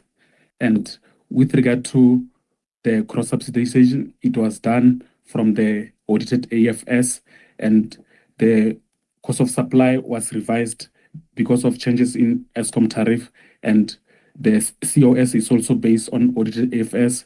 The cost plus methodology was used based on the audited AFS. The municipality operated at the 5% energy losses, which is reasonable, and we are recommending the 10.5%. All the comments that the members have guided, we will take them into account and we'll put some enhancement. The shared costs are verified on the audited AFS, and municipality is up to date with regard to bulk ESCOM payment, and the costs relating to OPEX and CAPEX were also verified on the audited AFS, and they are reasonable. So if I may take you to recommendation, Chairperson, just follow based on the CO. We kindly recommend the tariff be approved to be implemented on the 1st of July 2026, and the cost of supply report be noted. And for municipalities, it's required to submit report accounting for all costs for a regulator to be able to perform the independent verification. I thank you. Thank you, Tati Khari. I think you've highlighted some of the points raised by members, but I didn't hear you on the following ones. Legislative compliance, particularly the issue of public participation on both sides, NESA and the licensee, and also the issue of cross-subsidy. I didn't hear you addressing that. Those are the 2 points that I want you to highlight before I allow members to raise any issue of clarity or question or point of enhancements. Over to you. Thank you, Chair. With regard to the public participation, from our side as NERSA, the application together with the cost of supply that is relied on the audited AFS, they were advertised for stakeholders to comment, and we didn't receive any comments. For municipality, they also did the same by consulting with their customers, and they provided us with the proof. And which one did I miss? The other one was cross-subsidy. With regard to the issue of cross-subsidization, on this Mandeni municipality, Chairperson, there is cross-subsidy, and it was verified on the EFS. There's a big customer in this municipality that consume over 50% of this energy that is purchased from ESCOM. Is basically cross-subsidizing the domestic customers. So this customer is called Umgeni Water. It's basically involved in the purification of water in the province of KwaZulu-Natal. It's a big customer in this municipality. It consumes a lot of energy that they purchase from ESCOM. Thank you. I trust that there is a plan to manage that particular process of cross subsidies and with the applicant, and also you considered it in your assessment. Members, I think he will touch on that in his response. Any questions, issues of clarity, or points of enhancements on this particular application by Mandeni? Please do raise your hand if you have any issue. Yes, Ms. Masetti. Chairperson, just if he can point us to those figures that he extracted from the AFS, because that's very important for all these things. If he couldn't do it, he must do it. He must tell us what figures are there and how he has done the calculations that gave us the profit margin, and the surplus that must be linked to the profit margin, and also showing that they take into account the risk. And there's a lot of risk for the municipalities. I don't know why they are not able to. Maybe the team should have guided the team there. The bad debts for municipalities, electricity theft, the vandalism of infrastructure. It's a lot of things. The debt as the ESCOM as well for them, the interest, the NMDs, penalties. These are all the risks that are faced by the municipalities that are likely to erode the revenue of the municipality. And so that when you look at the revenue requirement, you are then able to take this and see if at least those risks can be mitigated to improve on the revenue. And that's how you can also speak to that profit margin when you talk. So I don't know why it was not easy to mention those when you calculate the total revenue required. Thank you. Thank you. Sorry, I think the point made by Ms. Masetti is clear. It's on how you got to the figures that led to the profit margin, whether it took into account all the risks faced by the licensee or not. Just touch on that, and in a minute, over to you. Thank you, Chairperson. If you look at the table 2 of the revenue requirement, that allowable revenue was calculated using the cost plus methodology. So that is where we have arrived to it. And also the figures were verified on the audited AFS. Thank you. I think Ms. Masetti wanted you to state the actual figures that were considered, unless if I'm wrong, than to be general in your presentation. Are you able to do that?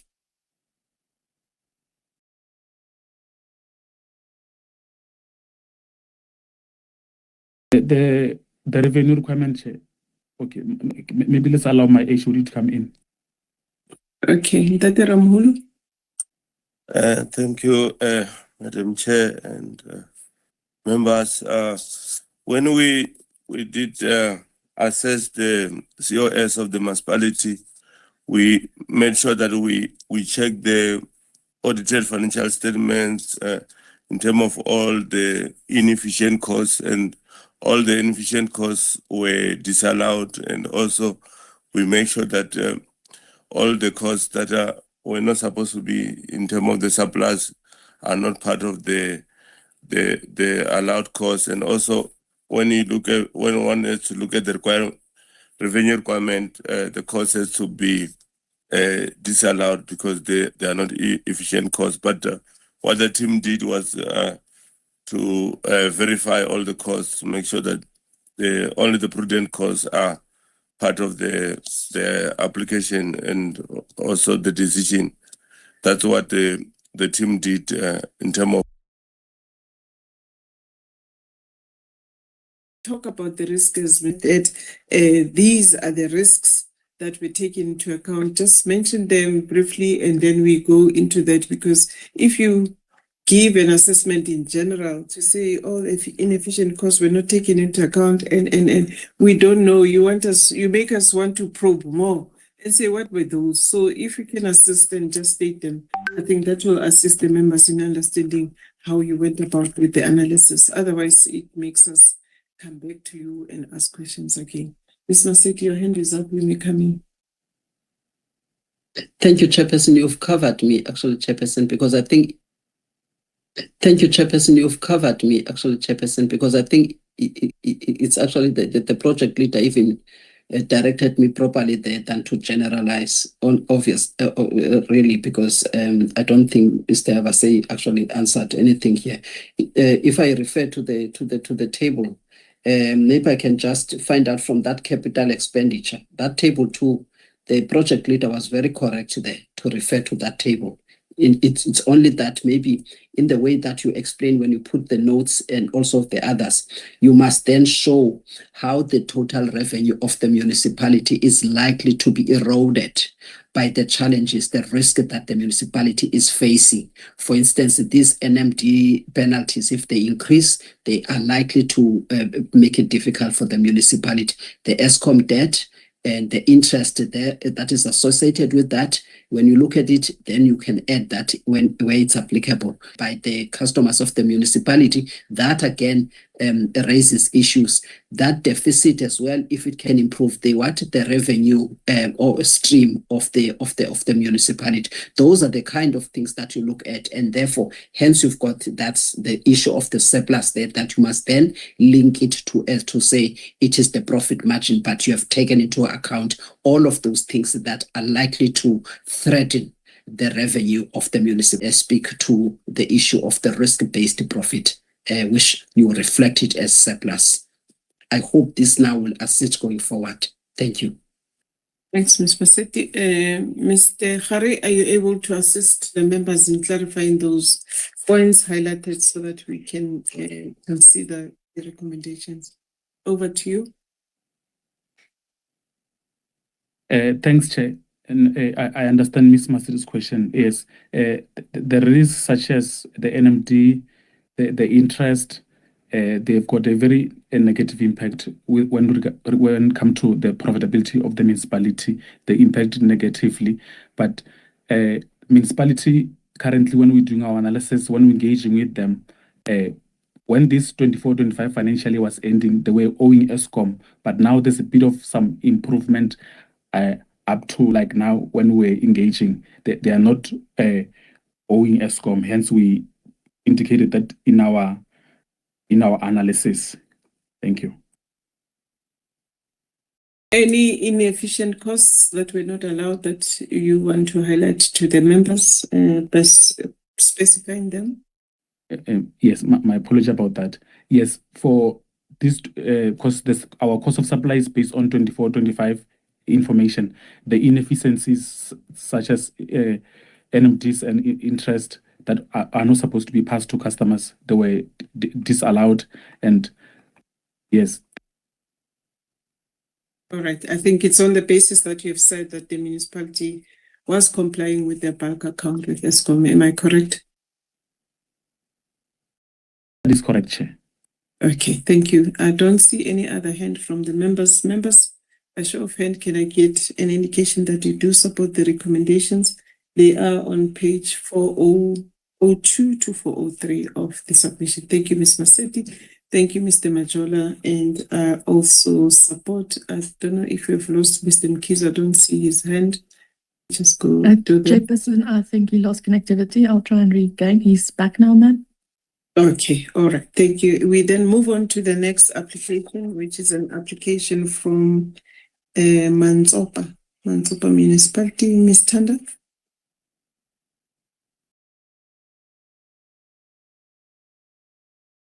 Good afternoon, Chairperson,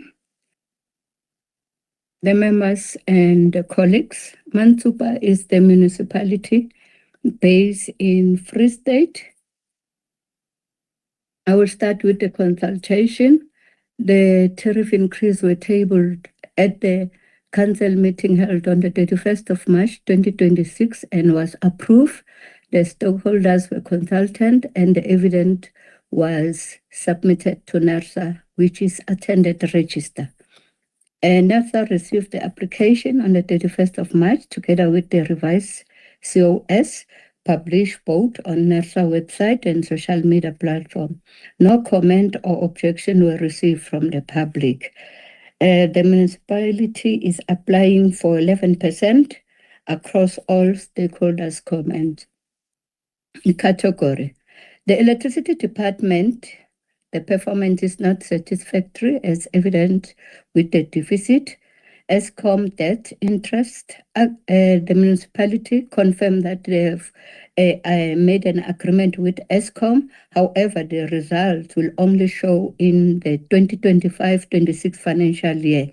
This inefficiency, which is Eskom interest, was disallowed for the projection of the 2025-26 cost for revenue requirement, and then the cost of supply kept the energy loss to the acceptable level.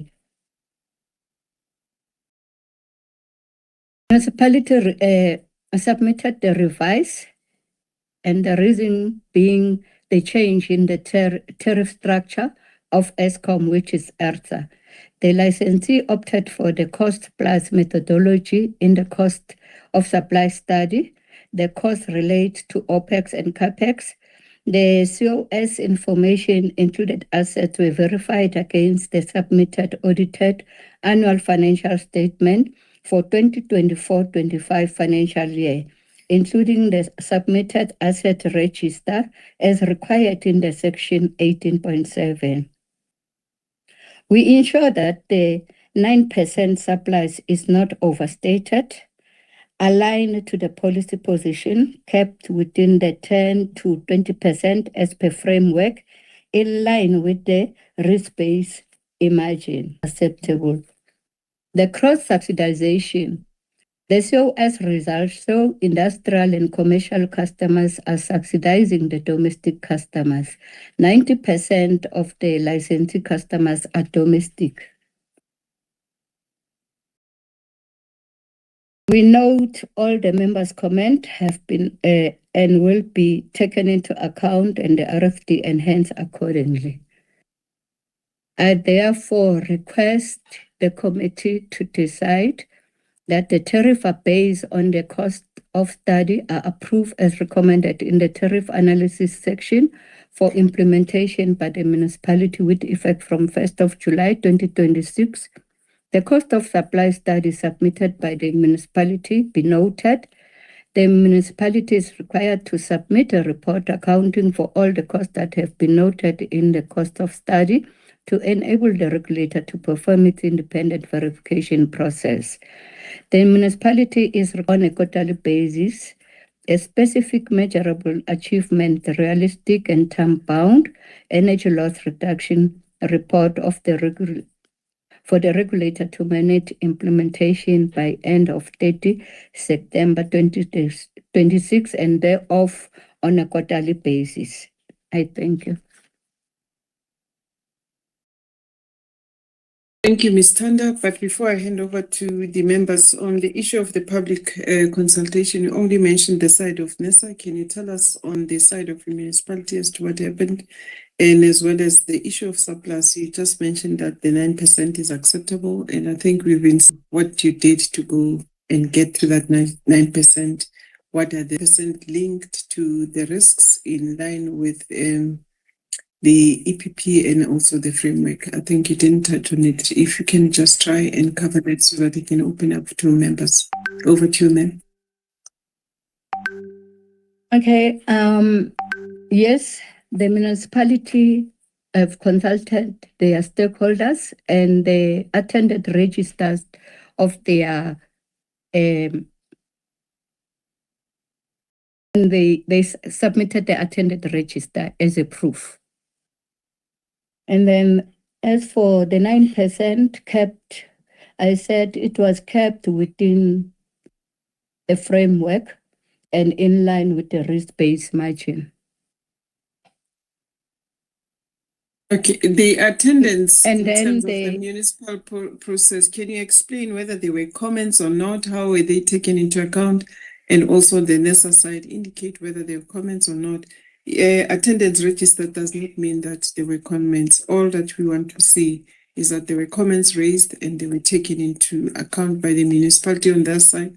Any comments raised on NESA side, they've taken it. We took them into account in terms of assessing the application. So if you colleagues can respond in that manner, that will be helpful, because an attendance register doesn't really give us an idea of whether there was proper consultation.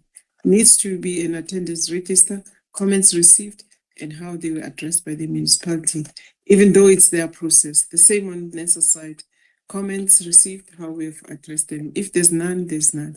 So colleagues, just note this so that we don't repeat it over and over again. Ms. Tanda, if you can come up on that. Apologies for that, Chairperson.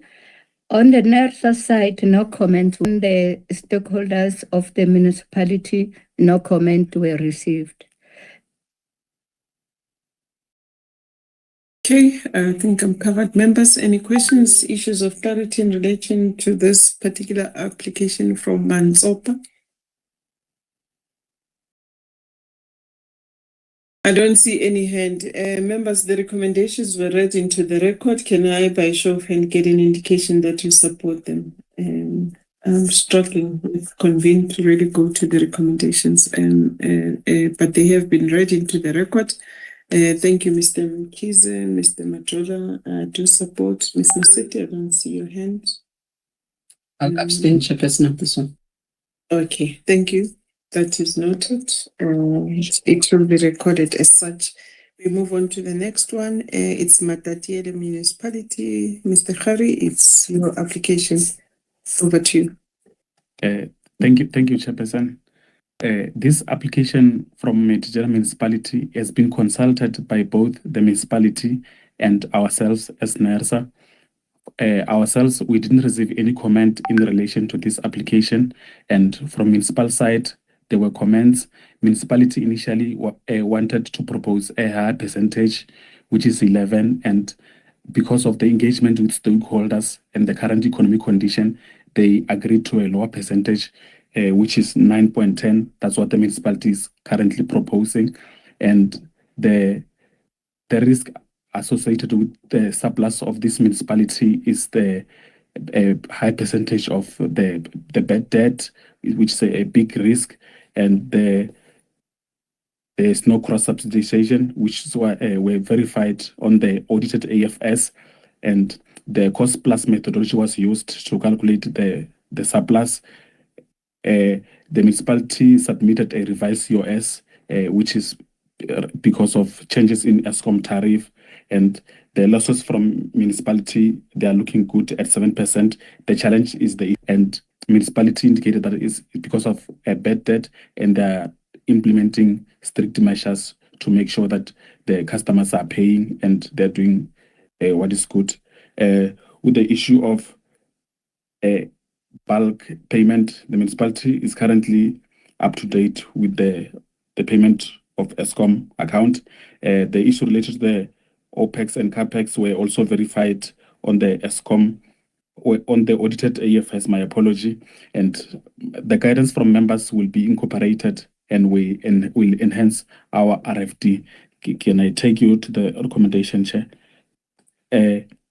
We kindly ask the REC members to approve these tariffs to be able to be implemented from the 1st of July 2026, and the municipality should deal with the issue of bad debt so that this can improve their financial sustainability, and also submit a report to NERSA to be able to perform the independent verification.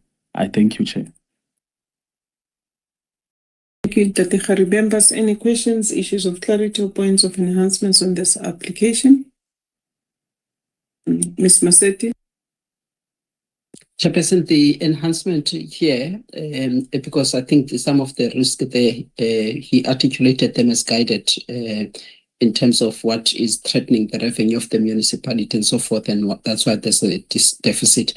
I think that if they can, those figures coming from the AFS can be extracted, Chair, to enhance the submission so that those issues of that deficit can actually be can be seen, and a table where we normally show that if this deficit can be dealt with and they can improve their collection rate and so forth, then the revenue will improve. In that way, then at least it will mitigate for the risk. Thank you, Chair. Thank you very much, Ms. Maseti. And Dr. Khari, I hope the enhancements, you have noted it in terms of the extraction of the figures from the AFS, particularly those relating to the risk. And on that note, I don't see any other hand from the members.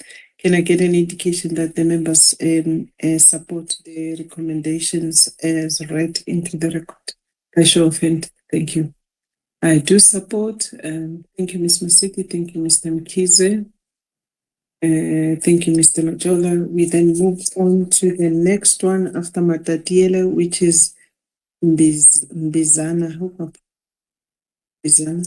Ms. Matlo. Okay, good afternoon, Chairperson, members and colleagues. Mbizana municipality is situated in the Eastern Cape. The municipality is made up of industrial customers which consume 78.83% of electricity sales. The municipality implemented 12.74 in 2025-26, and for this current financial year for 26-27, they are applying for 9.97. The financial and technical performance are not satisfactory compared to the previous financial year. Energy losses have increased from 7.27 to 14.97, and the deficit has increased from 16.69 to 34.88%. The municipality electricity business is currently underperforming, and by addressing the core issues, the municipality can transform the electricity business from financial liability to a set of sustaining efficient service. The municipality has revised its cost of supply study to introduce the following changes. It was the introduction of basic charge to mitigate volumetric risk and ensure recovery of fixed network costs, time of use refinement for new customer category to ensure that the rates are aligned with actual energy demand and usage profiles. The cost of supply study is based on the cost plus methodology. The underlying costs in the COS are related to OPEX and CAPEX and have been verified against 2024-25 audited financial statement as required in section 18.7. Therefore, the 26-27 revenue requirements have been verified.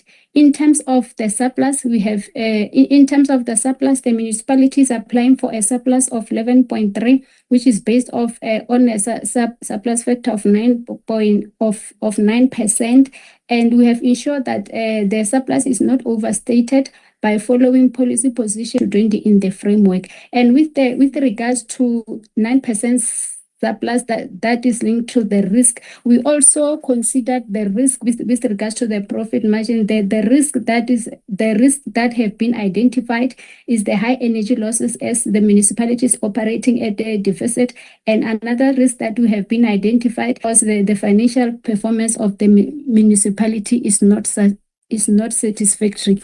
And with regards to the tariffs for the municipality, the domestic home light block 1 and block 2, like block 1 was increased by 4.5% and block 2 was increased by 8.2% and not 9.97. The reasons was to protect indigent and low income households and the rest of the tariffs, it was a uniform increase. And the reason for the uniform increase is because there is no cross-subsidy framework. And with regards to the recommendations are as follows. The tariffs that are based on the cost of supply report are approved and recommended for the implementation 1 July 2026. The cost of supply report submitted by the municipality being noted. The municipality is required to submit a report accounting for all the costs that have been noted into the COS study by 31 January 2027 to enable the regulator to perform its independent verification. The municipality is required to submit quarterly smart energy losses reduction progress report by 31st September 2026 for the regulator to monitor the implementation thereof. And to strengthen the financial health of the electricity business, the municipality must implement strategies to optimize revenue collection and increase operating surplus. I thank you, Chair.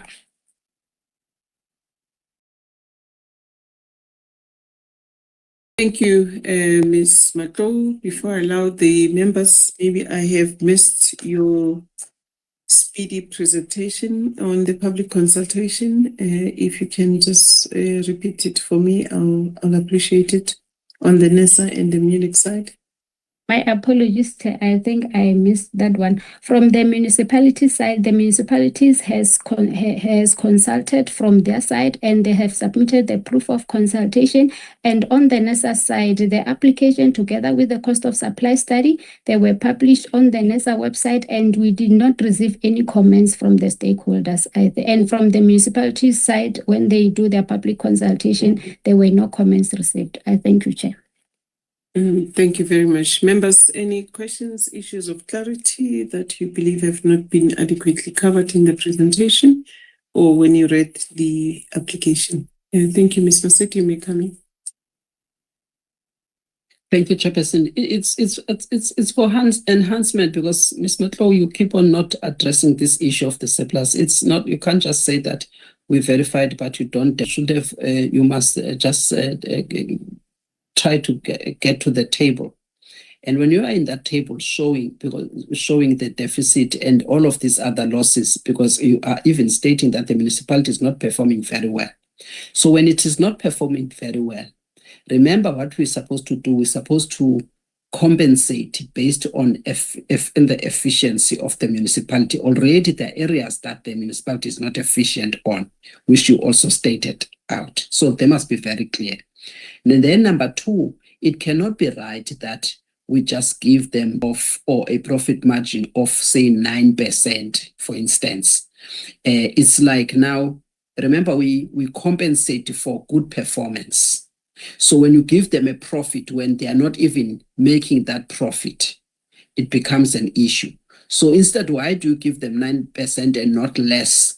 And then you also have that table that we normally have, because you are actually showing the risk that are there, and that if they can mitigate one or two of these risks that are impacting adversely on the revenue of that municipality, then they can improve. So you're supposed to do it like that. It will be wrong of us to take a decision that, for instance, give them 9% as a profit, and yet their operation 5%, for instance, or why is it not inflation related? So that by so doing, you are then in compliance with Section 18.7, which says that it must be increased by inflation.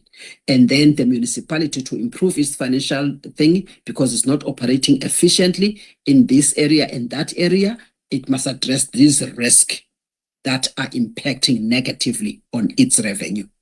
I hope that I've... Thank you, Ms. Masetti. Mr. Mkiza. Thank you, Chairperson. I think this matter applies across the issue of revenue collection. May we please, especially in the intervening period, look at, realistically look at the matter, the issue of revenue collection, taking cognizance of the socio-economic conditions out there, and as well as the culture. For some time, there was also the issue of the culture of non-payment.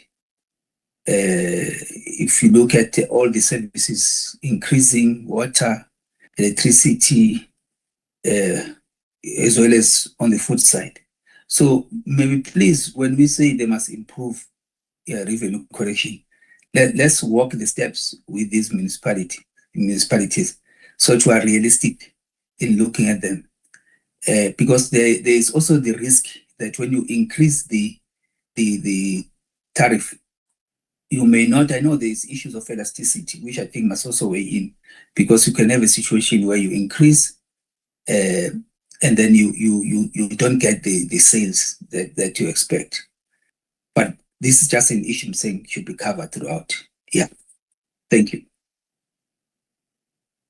Thank you, members. And without sounding as if I'm responding on behalf of the presenter, you must confirm what I heard. In terms of the surplus issue, you had said that there was a request of 11.3. We reduced it to 9.9% after links that you highlighted were the high energy losses and revenue collection.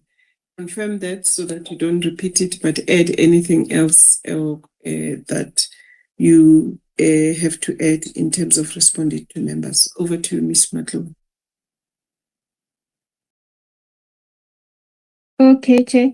So I need to be guided here for Ms. Masit. I think there were more of enhancement on the submission. I need clarity on that. Thank you.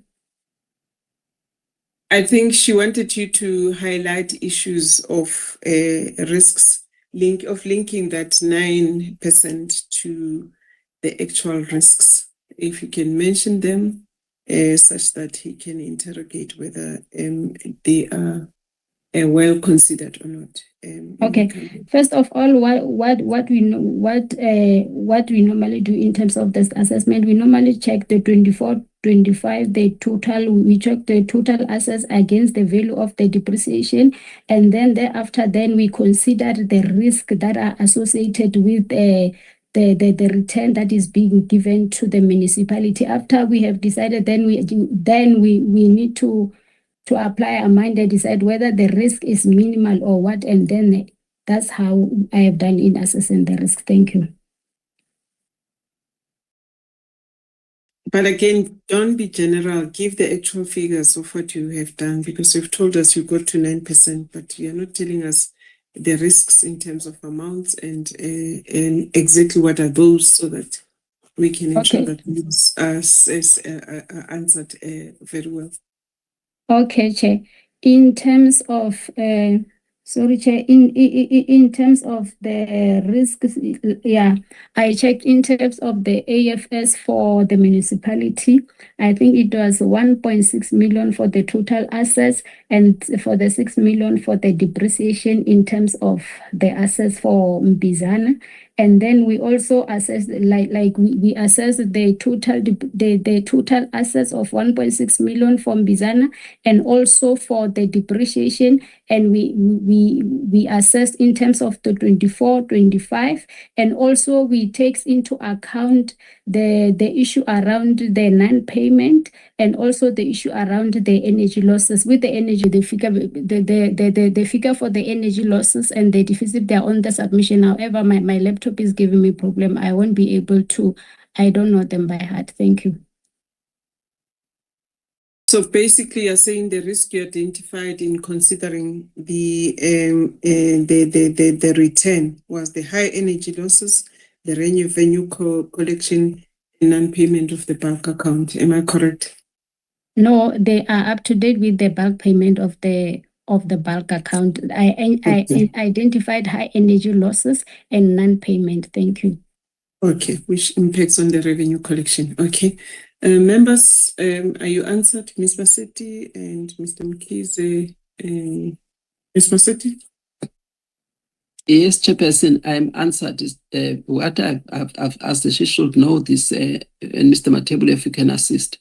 She must add that table where we actually show if the municipality were to improve on collection, then, and also on reducing the what you call the losses, then the municipality will improve and reduce the deficit.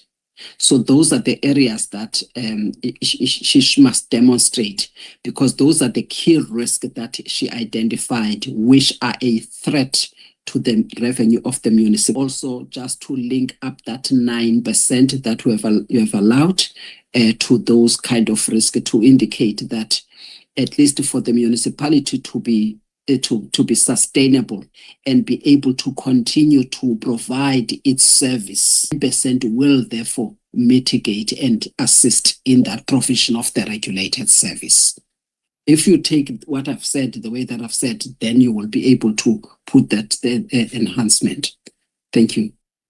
Okay, Ms. Matlo, I hope the enhancement is quite clear, that you do indicate how you got to the 9% and also linked it to the risk that you have identified. And Ms. Masetti is saying add that in a tabular form in terms of the and the analysis that you have.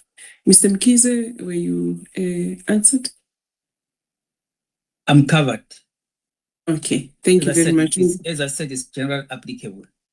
Yes, your point was on the revenue collection issue that is applicable to all the applications. If it's picked as a risk, the team must highlight it and I ensure that it is addressed accordingly. On that note, members, the recommendations have been read into the record. They are on page 469. And may I, by show of hand, get an indication that you support them with the enhancements that members have directed the presenter to include. Thank you, Mr. Mkhize, Ms. Masetti, and Mr. Matloba. On that note, I'll move on to the next application, which is an application from Wate Municipality and Tate Rolofe. I always struggle with your surname. Apologies. Over to you. Thank you, Chairperson. Good afternoon to you, members and everyone. The proper pronunciation of my surname is Rarupe. Chairperson, thank you. I'm presenting Wate local municipality, which is found in Free State. Chairperson, Wate have sent a new cost of supply to NERSA, or rather a revised cost of supply to NERSA. And I would like to indicate that it has been consulted for by NERSA, and the municipality has also indicated that it has consulted its customers from its side. And this cost of supply, Chairperson, followed the cost plus methodology from the COS, and the cost which were used in the cost of supply, Chairperson, were verified against the AFS as well as the T form, the distribution form. And I would like to indicate that the subsidies were kept at the very same level, where the most subsidizer or is the commercial customers to the rest of the customers. And Chairperson, the reason for the municipality to come up with a new cost of supply was that it wanted to align to the ESCOM's retail tariff plan, especially when it comes to the time of use, because ESCOM will charge the time of use, and the municipality will go for a flat tariff, which was creating somehow of a tariff discrepancy. And then, Chairperson, when it comes to the financial performance of this municipality, the deficit have increased, Chairperson, from 59.99, which can be converted to 60%, and then it has increased in 2024-25. It has increased to 63.1%, which threatens the surplus itself.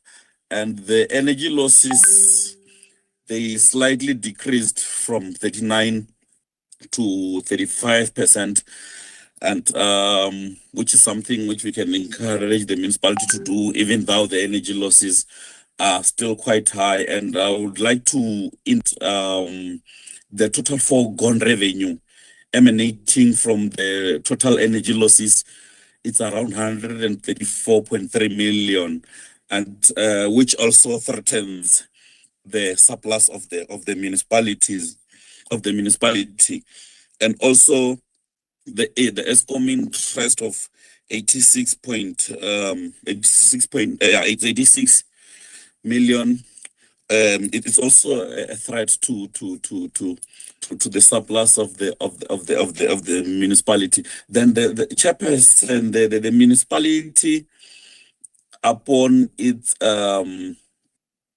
application, it has applied for a surplus of 9%, which is below a framework of 10 to 20%, and I've indicated different contributions or influences why it's taking them to below the what the framework indicates to be efficient. And Chairperson, the municipality suggested for 11%, and on the application, and as such, Chairperson, the cost of supply after elimination of all inefficient activities or imprudent costs, it has taken us to 12% as well, to 11% as well, and cost reflectivity of 12.4%, that have a variance of 1.4% between the results as well as the cost reflectivity. Chairperson, I would like to draw you to the recommendations with regards to this submission, we recommend that the tariffs are based on the tariffs that are based on the COS are be approved as recommended in the tariff analysis sheet for implementation by the municipality with effect from the 1st of July 2026. And secondly, we recommend that the cost of supply report submitted by the municipality be noted by the REC. And thirdly, we recommend that the municipality will be required to submit a report accounting for all costs that have been noted in its cost of supply study to enable the regulator to perform its independent verification or audit process. And we also recommend that the municipality will be required to submit a quarterly report outlining how the energy losses will be reduced, and it will have to follow a smart program, a smart principle, and also the progress report will be monitored throughout the year as well as its implementation. And finally, Chairperson, number 5, we recommend that to strengthen the financial health of the municipality the soundness of the electricity business of the municipality. The municipality must implement strategies to optimize the revenue collection and increase the operating surplus. Chairperson, by that presentation I submit. Thank you. Thank you, Ntate Ralofu. I think the last one is in addition to the 4 that are on page 500 that the municipality strategize on the revenue collection. Okay, we'll read that, we'll add that into the record. Members, before we consider the recommendations, can I get any indication in terms of questions, issues that you may have based on this particular application? I don't see any hand from the members, but from my side, I didn't hear you giving any presentation of the public consultation processes, unless I missed it. Yeah, I think you missed it, Chairperson. It was my opening statement. Yeah, but I did indicate that the municipality indicated that it consulted with our customers and no comments were received. Thank you, Chairperson. Thank you. Members, on that note, then the recommendations are on page 500 with the addition on having the municipality to develop a strategy on the revenue collection. By show of hand, can I get an indication that you support the recommendations as read into the record? Members? Thank you, Ms. Maseti. Thank you, Mr. Mkize and Mr. Majola. I also do support the recommendations. We move on to the next application, which is an application from the Polokwane municipality. And Ms. Nkopo, please do take into account all the points that have been raised by members in your presentation. Over to you, ma'am. Thank you, Chairperson. Good afternoon, members and colleagues, and also to the public. With regards to Polokwane, municipality submitted a revised COS study, which translates to an average increase of 10.01%. The revised study is based on the unbundling of the ESCOM costs, and then also the municipality used the cost plus methodology, and then the assessment was done on the cost study, and then it indicated that the municipality did comply with the approved COS framework, and it's also based on the latest available audited defaults. To the cost of the municipality, these relate to the electricity business and have been verified with the audited financial statements for the 24-25 financial year. And it should be indicated that at least the costs that in the study were efficient, because the municipality did not, if it does not exceed its NMD, and does not pay any penalty, any interest to ESCOM. And then to ensure that the surplus is not overstated, we have followed the EPP policy position 1, and then established a range, and the established range indicated in the COS framework, and the 9% indicated in the revenue requirement reflects a risk-based profit margin and is not overstated. This is also evident from the total revenue, revenue of the assets and the depreciation that has been assessed from the AFS for the 24-25 financial year. When with regards to the cross-subsidization, we can indicate that the COS study reflects all the costs associated by the electricity business, and the outcome indicated that the industrial and commercial customers subsidize the domestic customers. This is also evident in the proposed tariffs for the domestic tariffs, whereby the first two blocks have been increased by 9.01% and the last two blocks have been increased by 10.01%, and the commercial and industrial customer tariffs have been increased by the 10.01%. NERSA did follow the prior undertaking its consultation process, and however, there were no stakeholder comments received from the stakeholders. The municipalities also did undertake its own consultation process in line with the approved budget by council, and then it has received during the IDP consultation process. The municipality, as I indicated earlier on, it does not exceed its NMD and does not pay any any interest on the electricity account.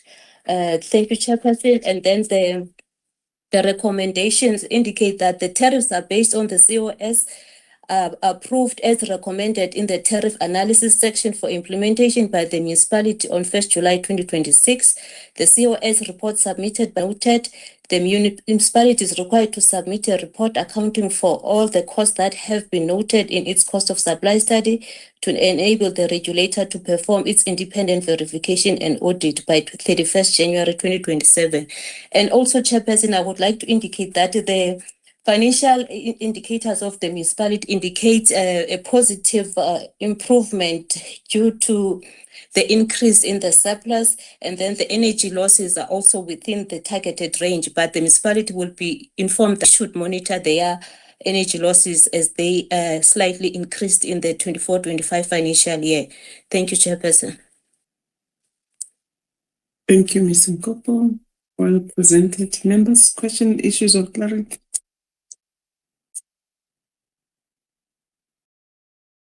Ms. Maseti. Chairperson, Ms. Nkopo mentions in general, which is the part that we try to save time. I think Mr. Ralofe tried to touch on these things even on the table to even demonstrate that, you know, if this municipality were to do the right thing, this is the amount that it can extract to improve its revenue, which is a standard thing that we have been doing for the past 5 years at the electricity division. And I don't know why that is not coming out. Which is what I asked Ms. Matlow to do. But on Ms. Nkopo, in as much as she just mentions that we just looked at the audited financials, we've been emphasizing the fact that tell us what is that figure. You've looked at this. What did it show you? Then you worked on it. This is what you've got. And then justify that surplus that you are talking about, which will then demonstrate that indeed you have engaged with the audited figures. Then the audited figures in these areas, this is what they yielded. And then from there, this is what's happening. So she's not doing that. She's just reading statements. And I'm not just listening to that, but I'm looking at the document, as I've been saying, that when I look at the document does not indicate or show the figures. Then what we've been doing is to say, at least in trying to prepare, extract those figures so that you can enhance your submission when you present. Then it is on record. That's what also Mr. Mkhize emphasized earlier on. Thank you, Chair. Thank you. Mr. Mkhize? I won't repeat any that Madam Maseta said, but to emphasize that when it comes to proof of consultation by the municipalities, that is what is important, to have the proof and not just for them to say we did consult at all times, just to emphasize that point. That's all. Thank you. Okay, thank you. Ms. Nkopo, you may come. Thank you. Thank you, Chairperson. With regards to the asset value that has been identified in the RAB, in the audited financial statement, we found that the asset value of the municipality is around 1.6 billion, and the revenue requirement is around 1.9 billion. So it could be it's an indication that the surplus might not be enough for the municipality to recover its asset cost, because now we've got a revenue requirement that requires 1.9, whereas the asset value is around 1.6 billion. Okay, and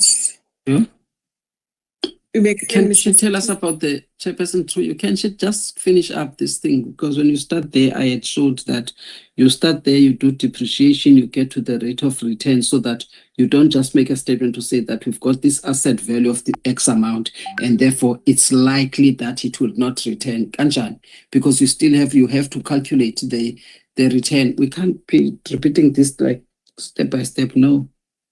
Okay, and also the risks identified or linked to the surplus that is being proposed in this application. Please, over to Ms. Nkopo.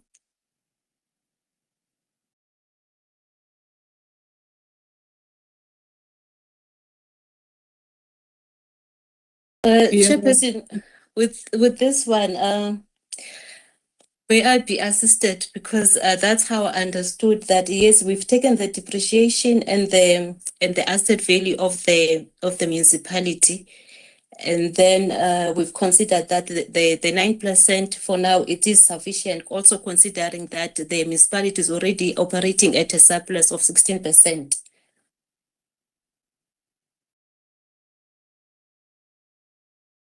I'm not sure if you're answering the question to the satisfaction of the members, but I was going to ask one of your colleagues, Ntate Mojalefa, Samson, I don't know whether it's Samson Budis and Mojalefa, the same person, to assist you. Oh yeah, it is, to assist you in the response. But let me allow Ms. Maseti to come in. Ms. Maseti, because what the members are asking really is that give us the figures of what you used in terms of the items that you have picked up, your asset, your depreciation, and this is what led to your, you've given us the 1.6 of asset, but how exactly in terms of the figures, looking at what's in the submission, did you really consider to get to the recommendations of what you are trying to submit to the committee? But let me allow Ms. Maseti to come in, but otherwise Ntate Mdisi can come in and assist you. Ms. Maseti. Thank you, Chairperson. Chairperson, just to show to Ms. Nkopo why this is a concern for us as decision makers. A profit or surplus of 16%. Remember that surplus is a profit margin. It's a margin. You said it even right yourself from the beginning. Now, if we allow a lot of money to allow 16%, and that would be a problem then if we're taken to task to say, show and demonstrate, NERSA, how did you arrive at a rational decision to give them 16% when the Act requires you, NERSA, to allow a profit commensurate with the risk? How did you get to 16%? I'm demonstrating this because this, at the end of the day, we have to then answer to that. And you are not just here in the submission showing how you got to that. And then having shown how you got to that 16% yourself for verification now, then you are linking it to the risk, at least to give us comfort in taking that decision. I'm unpacking it in that way for you. So you start then from that figure that we spoke about on from the AFS, and then you deal with the depreciation, you get to the return or to the profit margin that is risk-based. Then on that, there are things that surely they must do, but you must show the significance of the 16%. Remember, we're no longer talking about the old thing of the guidelines and benchmarks of about 20%, because you took those thresholds, those are thumbs-up figures that were based just on generalization. We're no longer there. That's what is there in the thing, but we must do what the law says. 16% is not insignificant.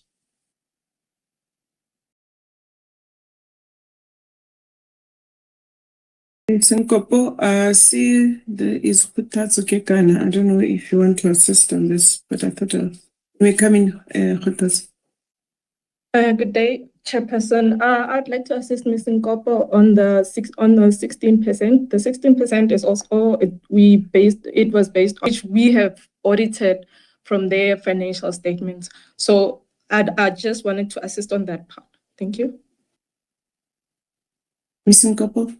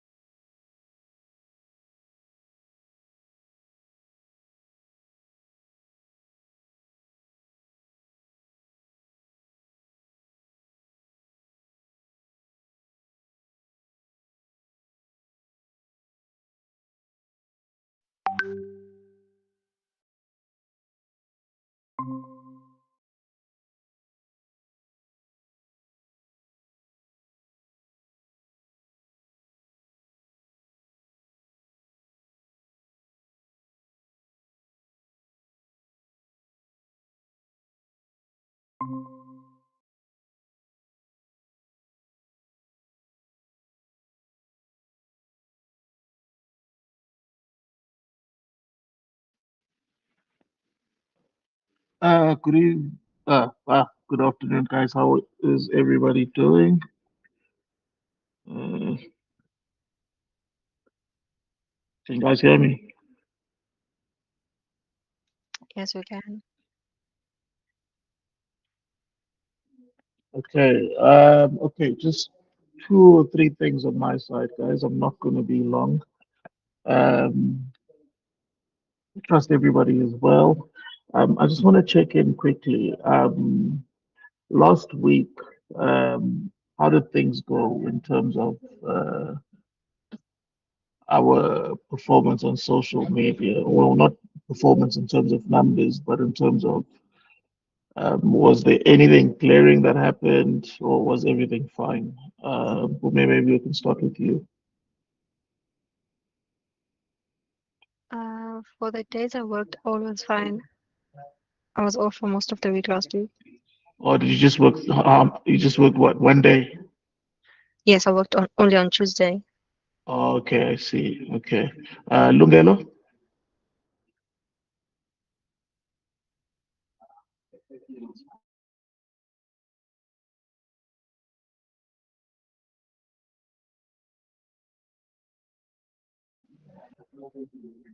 Okay. Okay. Okay. Simpiwe, I think you were off. Were you off the couple of days or the whole week? Only Monday. Only and, Monday. Yeah, No and, issues. no issues, nothing. Okay. Okay, cool.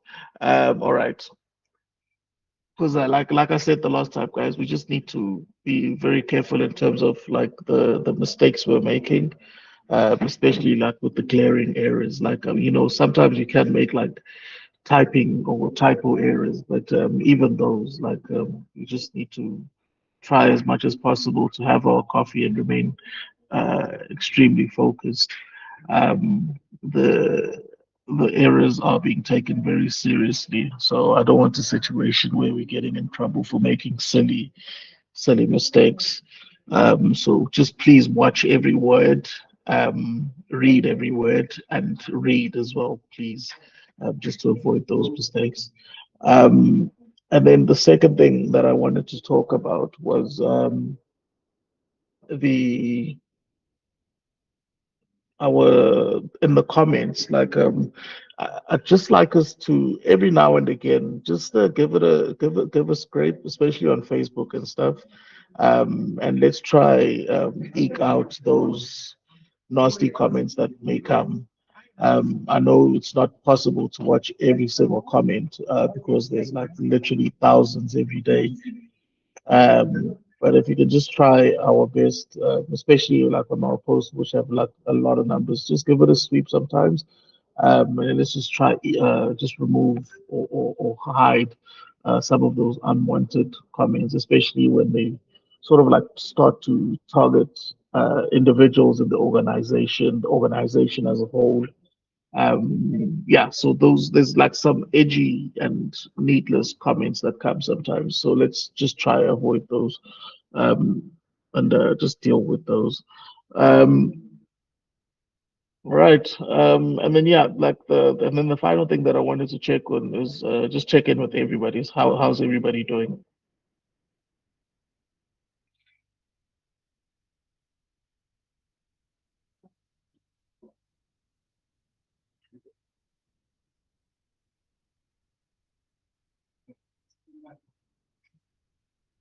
Must be nice. Chloe, how are you doing? We're good this side. We're good, thank you, Sisha. Thanks for asking. Okay. Nothing. Yeah, everything's fine. Nobody needs therapy, counseling. And no, we're good Hug. on our side. Okay.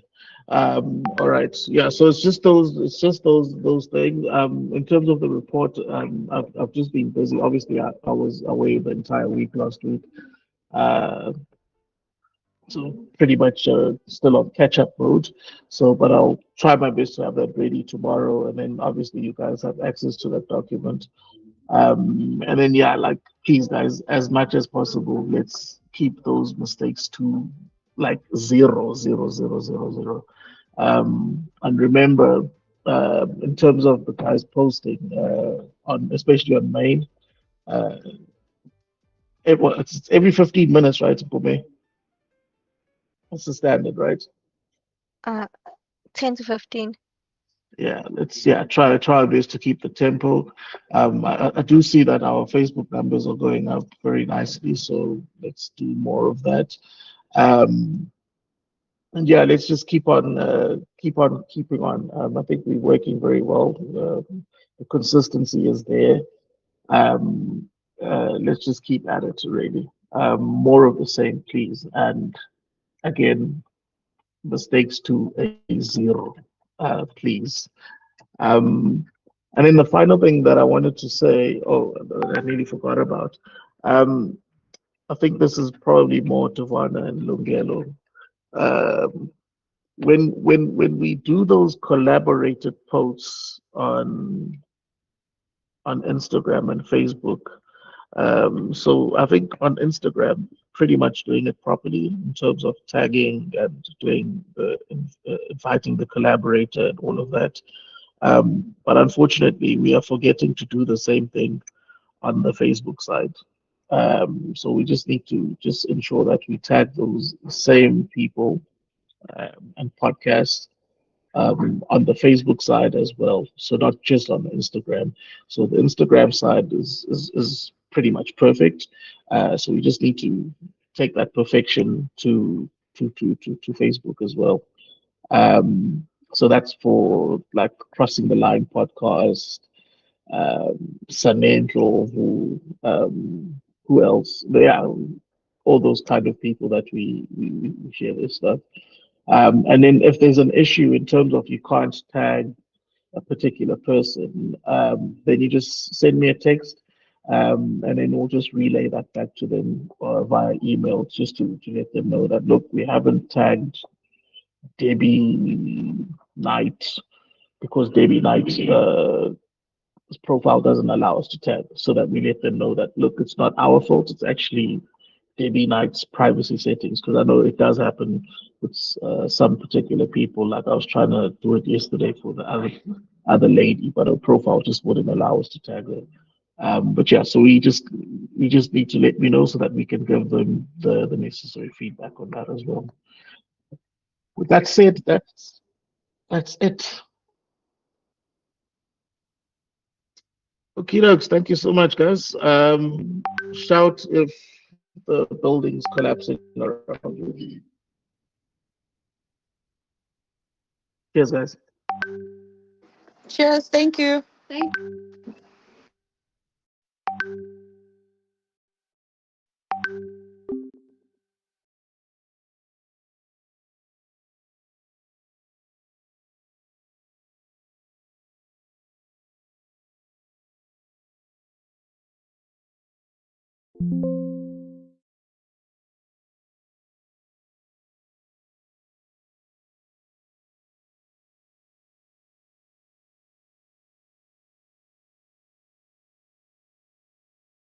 3% over recovery that is used as subsidies. Can you just share with us in terms of your assessment as to what the municipality is saying is going to be addressing this particular high level of cross subsidy? Over to you.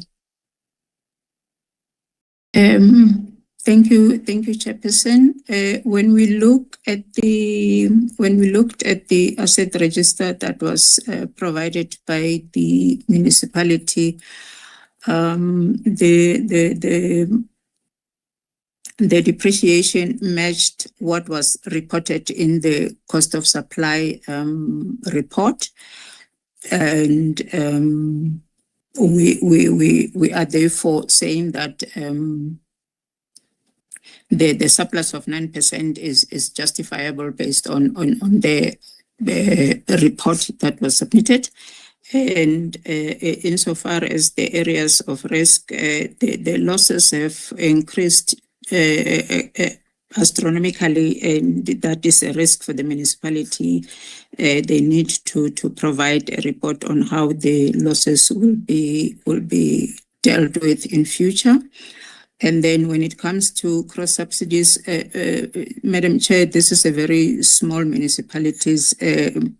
Commercial customers are used to subsidize the tariffs of the domestic customers mainly. But if we are going to then assess and reduce the subsidies, it would then mean that the tariffs for the domestic customers would then have to increase with very high increases. But the municipality has resorted to just increasing by 10.8 across all tariff categories, just to make sure that they cover the bulk purchase of 9.01, and then the difference of 1.79 will be allocated to improving or subsidizing the maintenance of the wires in line with the requirements of the current asset register. Thank you. Thank you. Ms. Massetti, any follow-up, or are you happy with the response? Okay, all right. On that note then, members, the recommendations have been read into the records. They are on page 547. May I, by show of hand, get an indication that you support them as read into the record? 547 to 548. By show of hand, please. I support them, and I would like the members to indicate as well whether they support or not by show of hand. Thank you, Ms. Massetti. Thank you, Mr. Majova. I don't see any hand from Mr. Nkiza. On that note, I do support. Thank you, sir. We move on to the next application. The next application is from Umvoti Municipality. Batekari, it's yours again. Over to you. Thank you, Chairperson. This application from Umvoti Municipality has been consulted by both NERSA and the municipality. Municipality provided us with the proof of public participation together with approval from the council. And from our side, we didn't receive a single comment in relation to this application specifically. The COS is based on audited AFS, and it has been revised because of changes in ESCOM tariffs. And then the surplus was calculated using the cost plus methodology. The risk affecting the surplus is the high losses. Municipality is currently operating at 21% losses. The bad debts action rate. Our analysis shows that if the municipality can improve on this risk, it can be at a better financial state. The municipality is applying 10.5%, and we recommend it. Also, the OPEX and the CAPEX costs were verified against the audited AFS. The municipality is encouraged to improve on collection rate and reduce the losses in order to be sustainable. And municipality is currently having a payment arrangement with ESCOM, and the guidance from the members are taken into account and will enhance them, such as including the table illustrating how the municipality can perform if they deal with this risk. If I might go to the recommendation, Chairperson, we kindly recommend that the members of the REC approve these tariffs to be implemented from the 1st of July 2026, and the cost of supply be noted, and the municipality to submit the report about the progress in dealing with losses and how they are collecting the revenue, and also to allow the regulator to do the independent verification. I thank you, Chair. Thank you, Ntate. Members, any questions, issues of clarity on this application? If you have any, please do raise your hand. I'll recognize you. Thank you, Ms. Massetti. You may come in. Thank you, Chairperson. Thank you for the presentation. I think it touches on these issues. The only issue is just the specifics, particularly on the issue of the statement, because when you get to the documents, you must demonstrate in the sections that the figures that you have done the verification using the AFS, even if on the CAPEX, and what is the difference? What is the variance between what is there and what is in the AFS, as well as the deforms? So that's the first thing. And then the second thing that is required is that reconciliation, so that you can make an adjustment should there be any discrepancies or variances between those figures. And that's why I come in. Otherwise, if you had said that you've done the verification, this is the finding of that verification. As a result of the finding, we see that they are the same, there's no variance, there's no discrepancy, and therefore this. Can you deal with that aspect, because it is not there, so that we can see what then happened after the verification, the reconciliation and adjustment? Thank you. Tate Hari? Thank you, Chair. When we do our verification, because the COS was calculated using the information from the D form, which was validated from the AFS, which are audited, we found that the figures they talk to each other. So that's when we were happy and we proceeded with our analysis. Thank you. Thank you. Are you covered, Ms. Massetti? I'm fine, Chairperson. They must put the figures in, and it's not really because the deforms they are delayed. It's something else, and they just need to put that information there, and the information that indicates clearly they must put those statements put in there. 2024 the deforms have been updated with that information. They must verify. Take the AFS here, the document. Take the deforms. Yes, it is that. Then do that calculation on the table. We have said that long ago.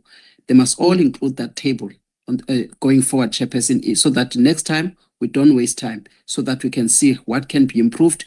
What is the amount? I like the presentation by Mr. Raluf. It's Mr. Hari, I think.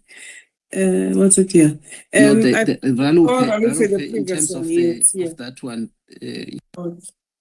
All right, thank you. Yeah, it was on Mwate. So, Tate Khari, you've noted that input from Ms. Maseti. Please, let's just have the figures included in the submission, and as well as also the utilization of deforms. My understanding is that some of them are a year or two behind, so we need to also be informed as to whether, if you use them, whether are they aligned with the financials that we have, such that we are aware if we are made aware of any gaps that may be there.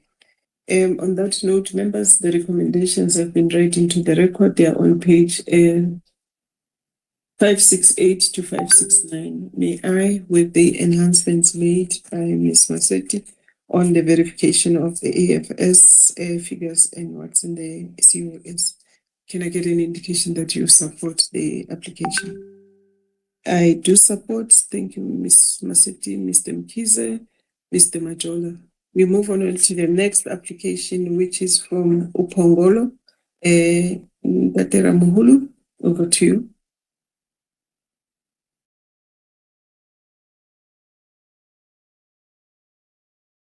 Thank you, Madam Chair. I'll be presenting about Upongolo.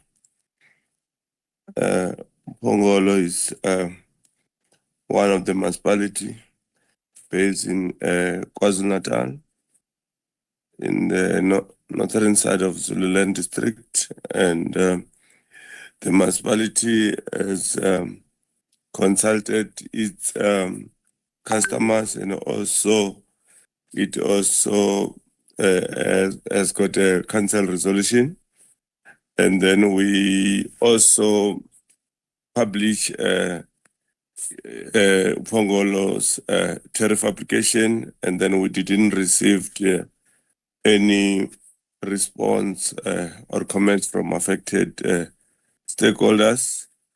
In terms of performance indicators, the municipality has achieved or operated at a surplus of around 11.48%, and also it has decreased to 8.77, which means the financial performance of the municipality is satisfactory.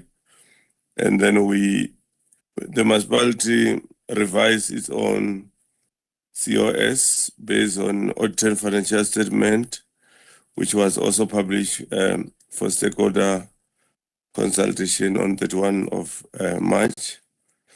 And then in terms of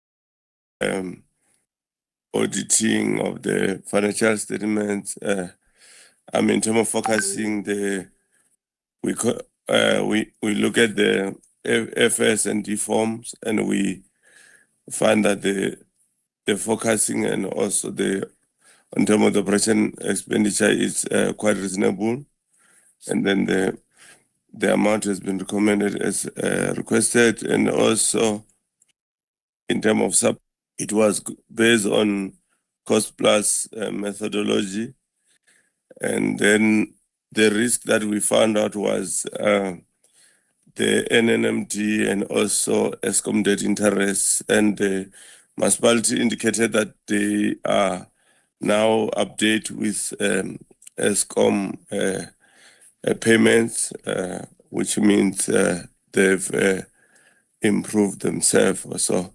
And then the municipality, in terms of supplies, they required around 8 million, using the surplus factor of a 9% applied to operating expenditure, which include bulk purchase and also, and we use because it's a new study, the information we check information from the D form and also from annual financial statement and the COS, and we found out that the information was in alignment also.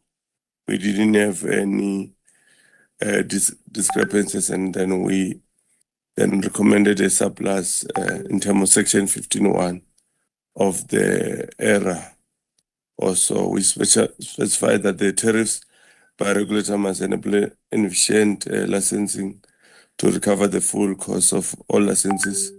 And also, we also take guidance from the members on how we have to deal with the issue of surplus going forward. This will be one of the guidance that we're going to be using also going forward. And in terms of tariffs, the municipalities are applying for 8.40 across all the tariffs, and this was the decision that municipality decided to say would like to apply for that increase to our customers. And also one will also take note that this 8.40 was as per the results of the cost of supply studies, and which this number is also below the bulk purchase from ESCOM, which was 9.01, but the municipality took the decision to work on that number. And also, those were key issues that were analysis. And then after that, we would like to recommend for approval of tariffs that are based on the COS studies, which means we are recommending for 8%, 8.4%. And also we would like to recommend that the COS report submitted by the municipality be noted. And also municipality is required to submit all the report accounting for all costs that have been noted in the regulator to perform its independent verification or audit by January. That's all from my side, Madam Chair. Thank you. Thank you, Dr. Ramhulu. Members, any questions, issue of clarity in relation to this particular application? If you have any of those, please do raise your hand so that you can be recognized. And thank you, Ms. Masetti. Over to you. Thank you, Chairperson. Chairperson, I expected Mr. Ramhulu to at least set an example here of dealing with the specifics. I mean, it took a lot of time compared to others, but he's not dealing with the specifics in the submission, and even in the matters that he's talking about. All that he says that we verified AFS and then this, but he's not telling us, which is something that we've been saying. What did you verify? What figures did you come up with? Other people, they even come up with figures. We got a figure of X amount. And in that X amount, we compared with this figure.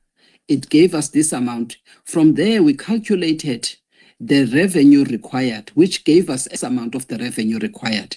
And from the revenue required as a step one of the COS framework, it says that you start with the revenue required. And it takes that revenue required. It entails obviously all of the capex and all of that, and the opex. Then it must have the profit margin. So from there, you work up that table. You then have to take us through the figures that are on that table. Those split that are there, whether the wires this amount and all of that, and you verified it, and then the surplus is X amount. Why the surplus of X amount is a reasonable one? How did you verify that? There are no details, no particulars on that. So I honestly don't know what exactly are we doing here, except just to make the statement that we put all of us here to guide and put them in generic terms. I don't think that is proper. Thank you, Ms. Masetti. Dr. Ramhulu, any comment on the points highlighted by Ms. Masetti? Okay, thank you, Madam Chair. In terms of the COS, the municipality apply for 89.98 million as part of the revenue requirement, and the bulk purchase accounted for 57.84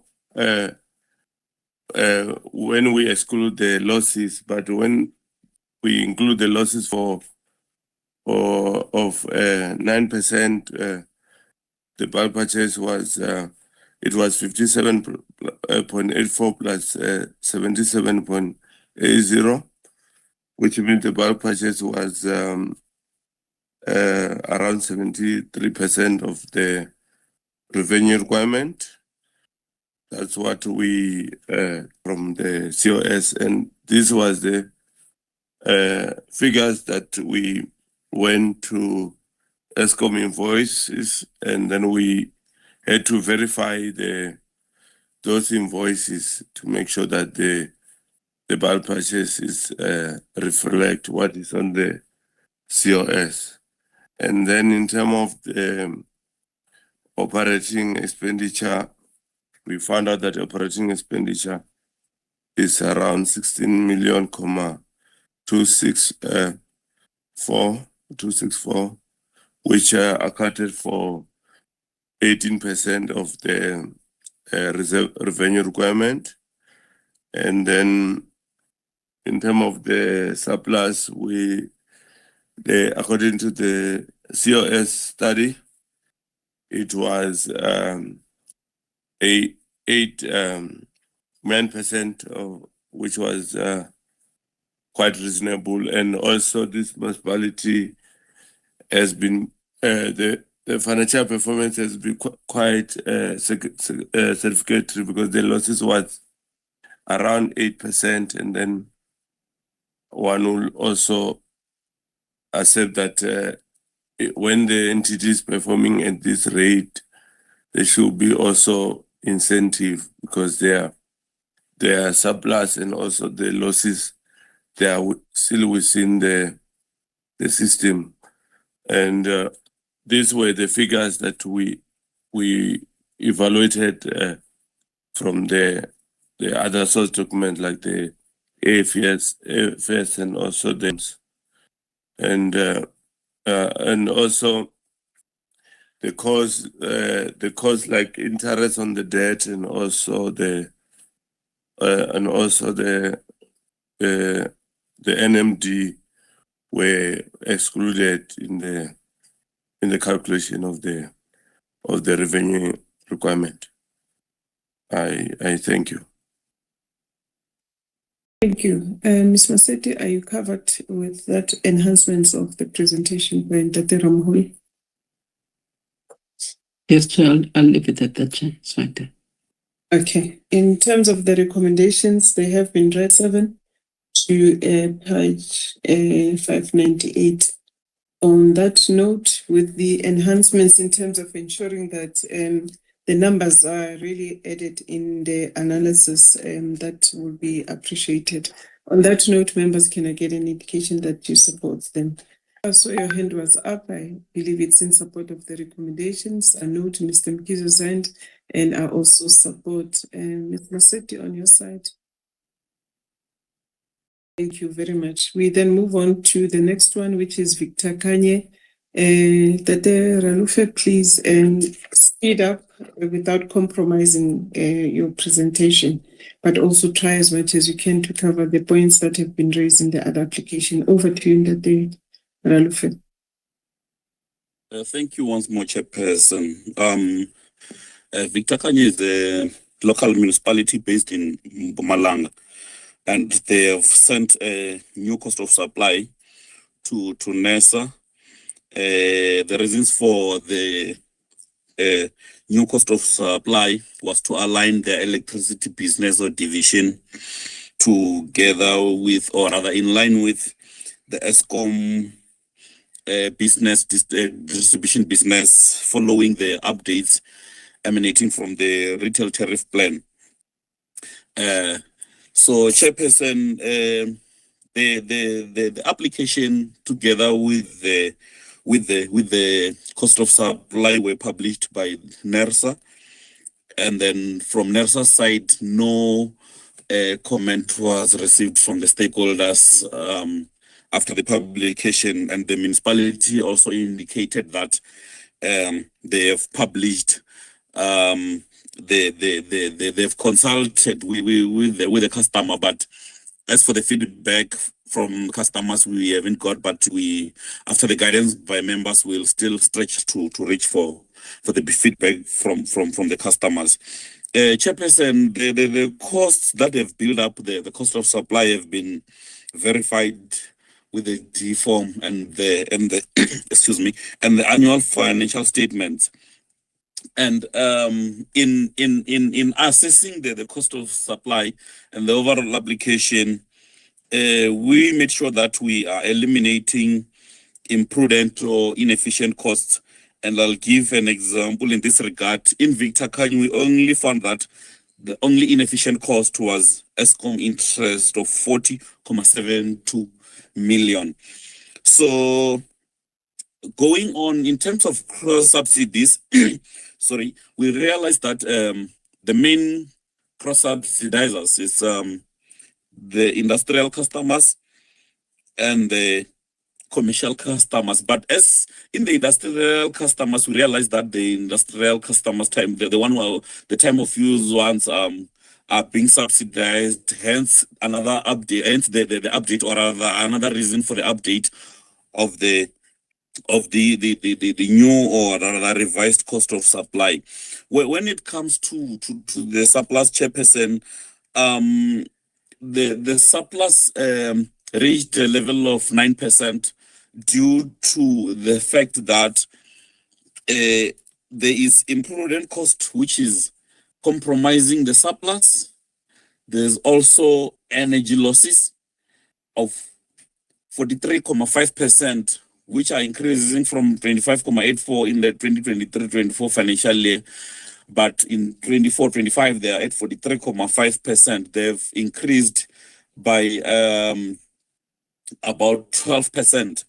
So that has been giving a pressure or rather a compromise to the surplus. And moreover, Chairperson, the foregone revenue or the rather revenue loss emanating from the surplus, it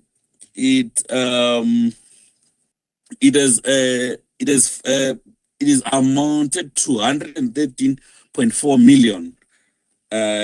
So that is the revenue which the customer is losing from the overall energy losses.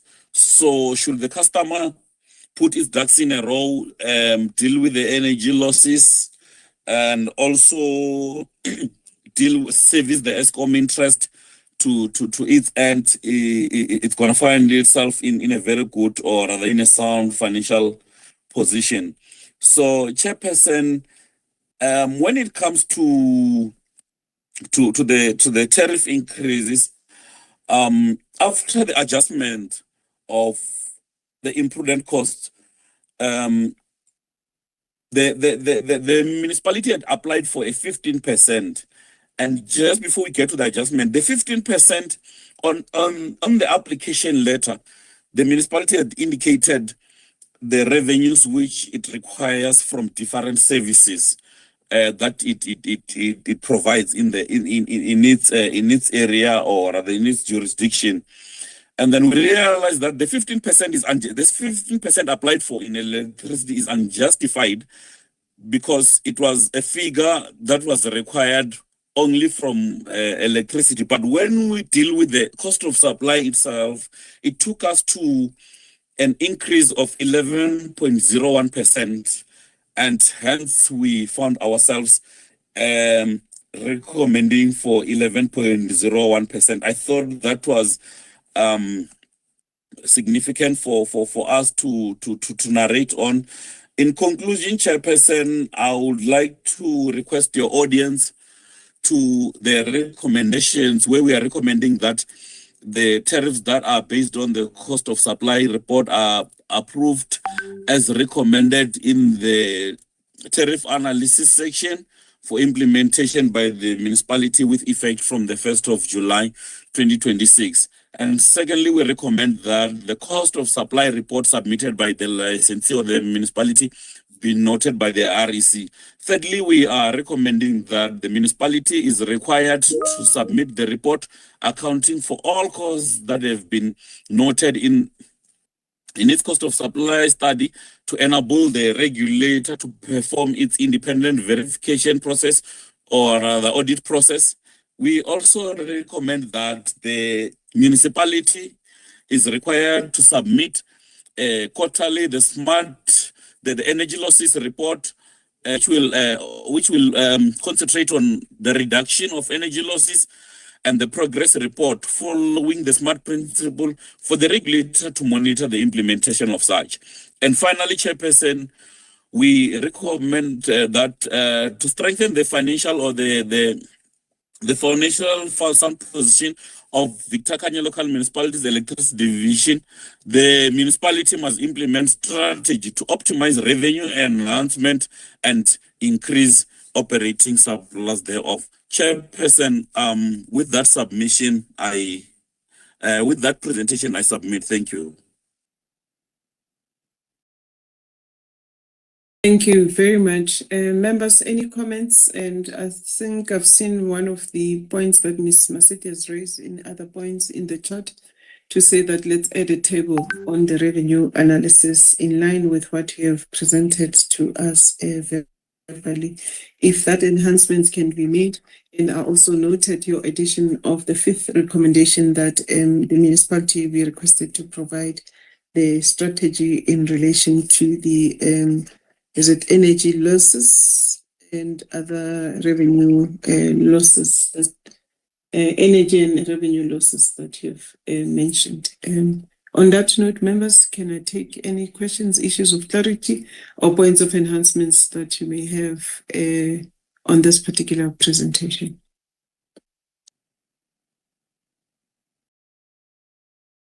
Mr. Mkiza, you may come and say, oh, I don't know, your hand was up and it's disappeared. Or were you voting?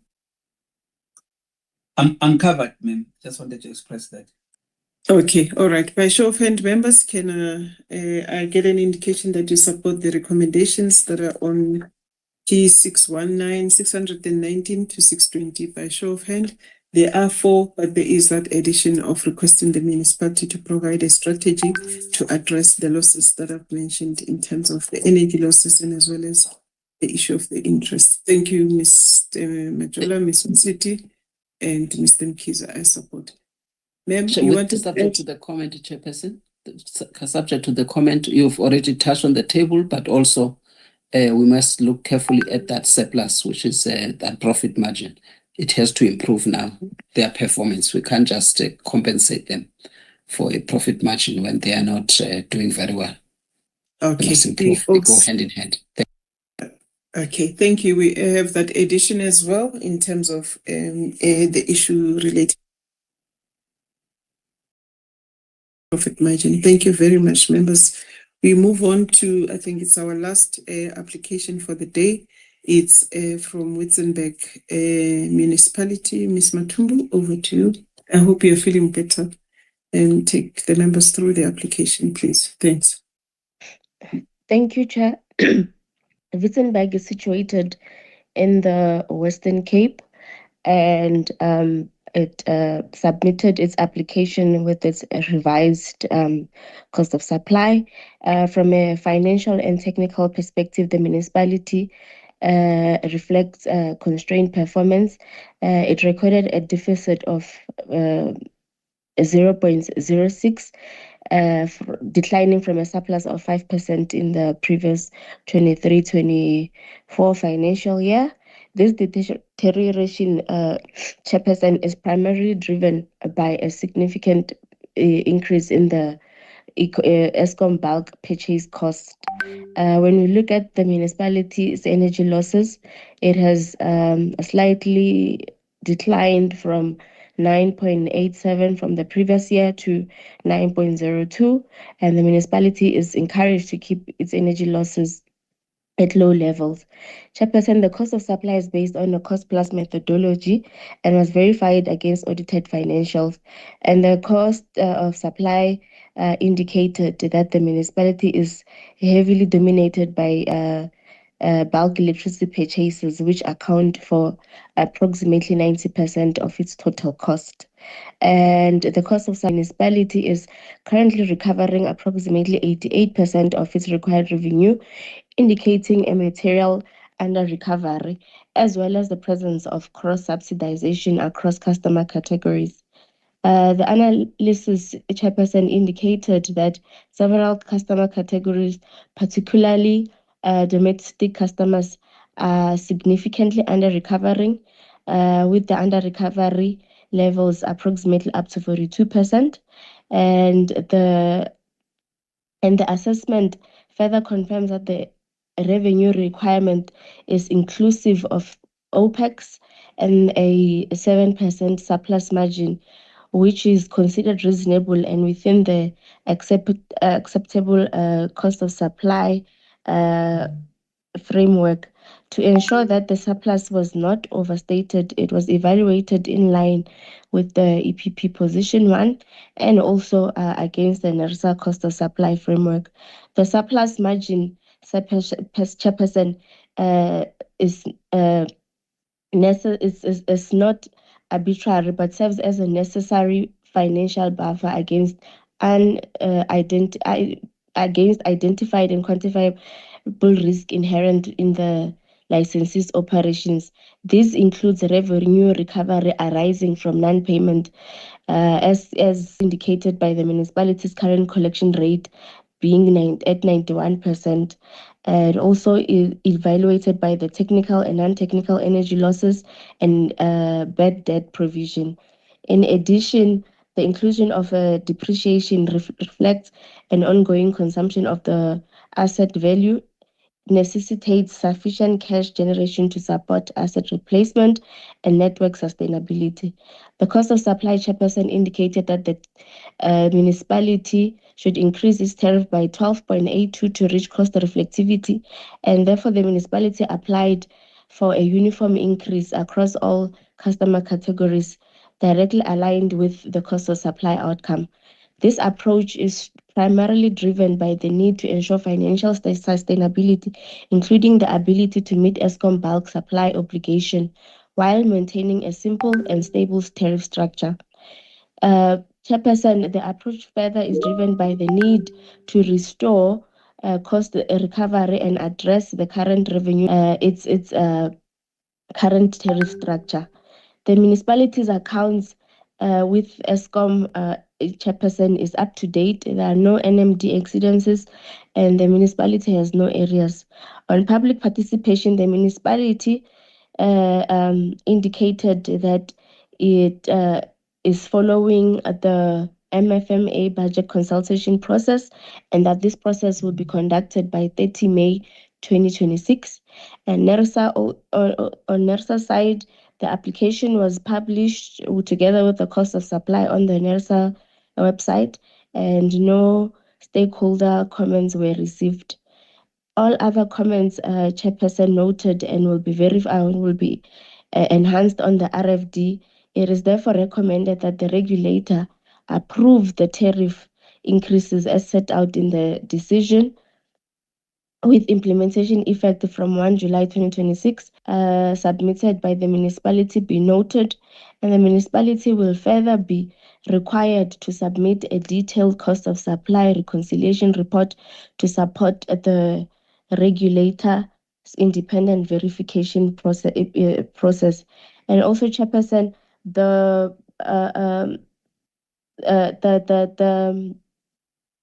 amounts verifying the surplus not being overstated will also be included in the enhanced RFD. Thank you.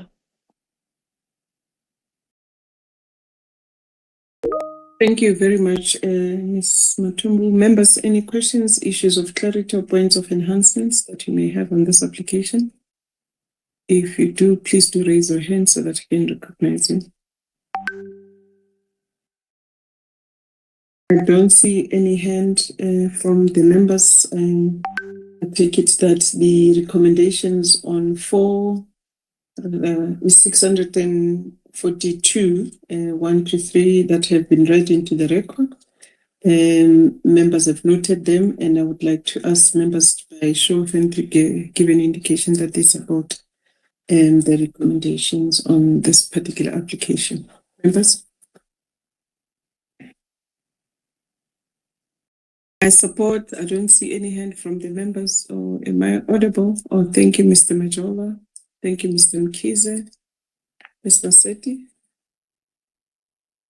Okay, on that note, the application has been approved. That was the last application we had for today, and we have come to the end of the consideration of all the applications that were before us. And there are noting that there are those that have been referred back for further enhancements by the team. Let me thank the EPT team for assisting the committee in considering so we have come to the end of the open session of our meeting. Let me also thank everyone that has followed us in terms of this particular process of considering the municipal and private distributors tariff applications for the 2026-27 financial year.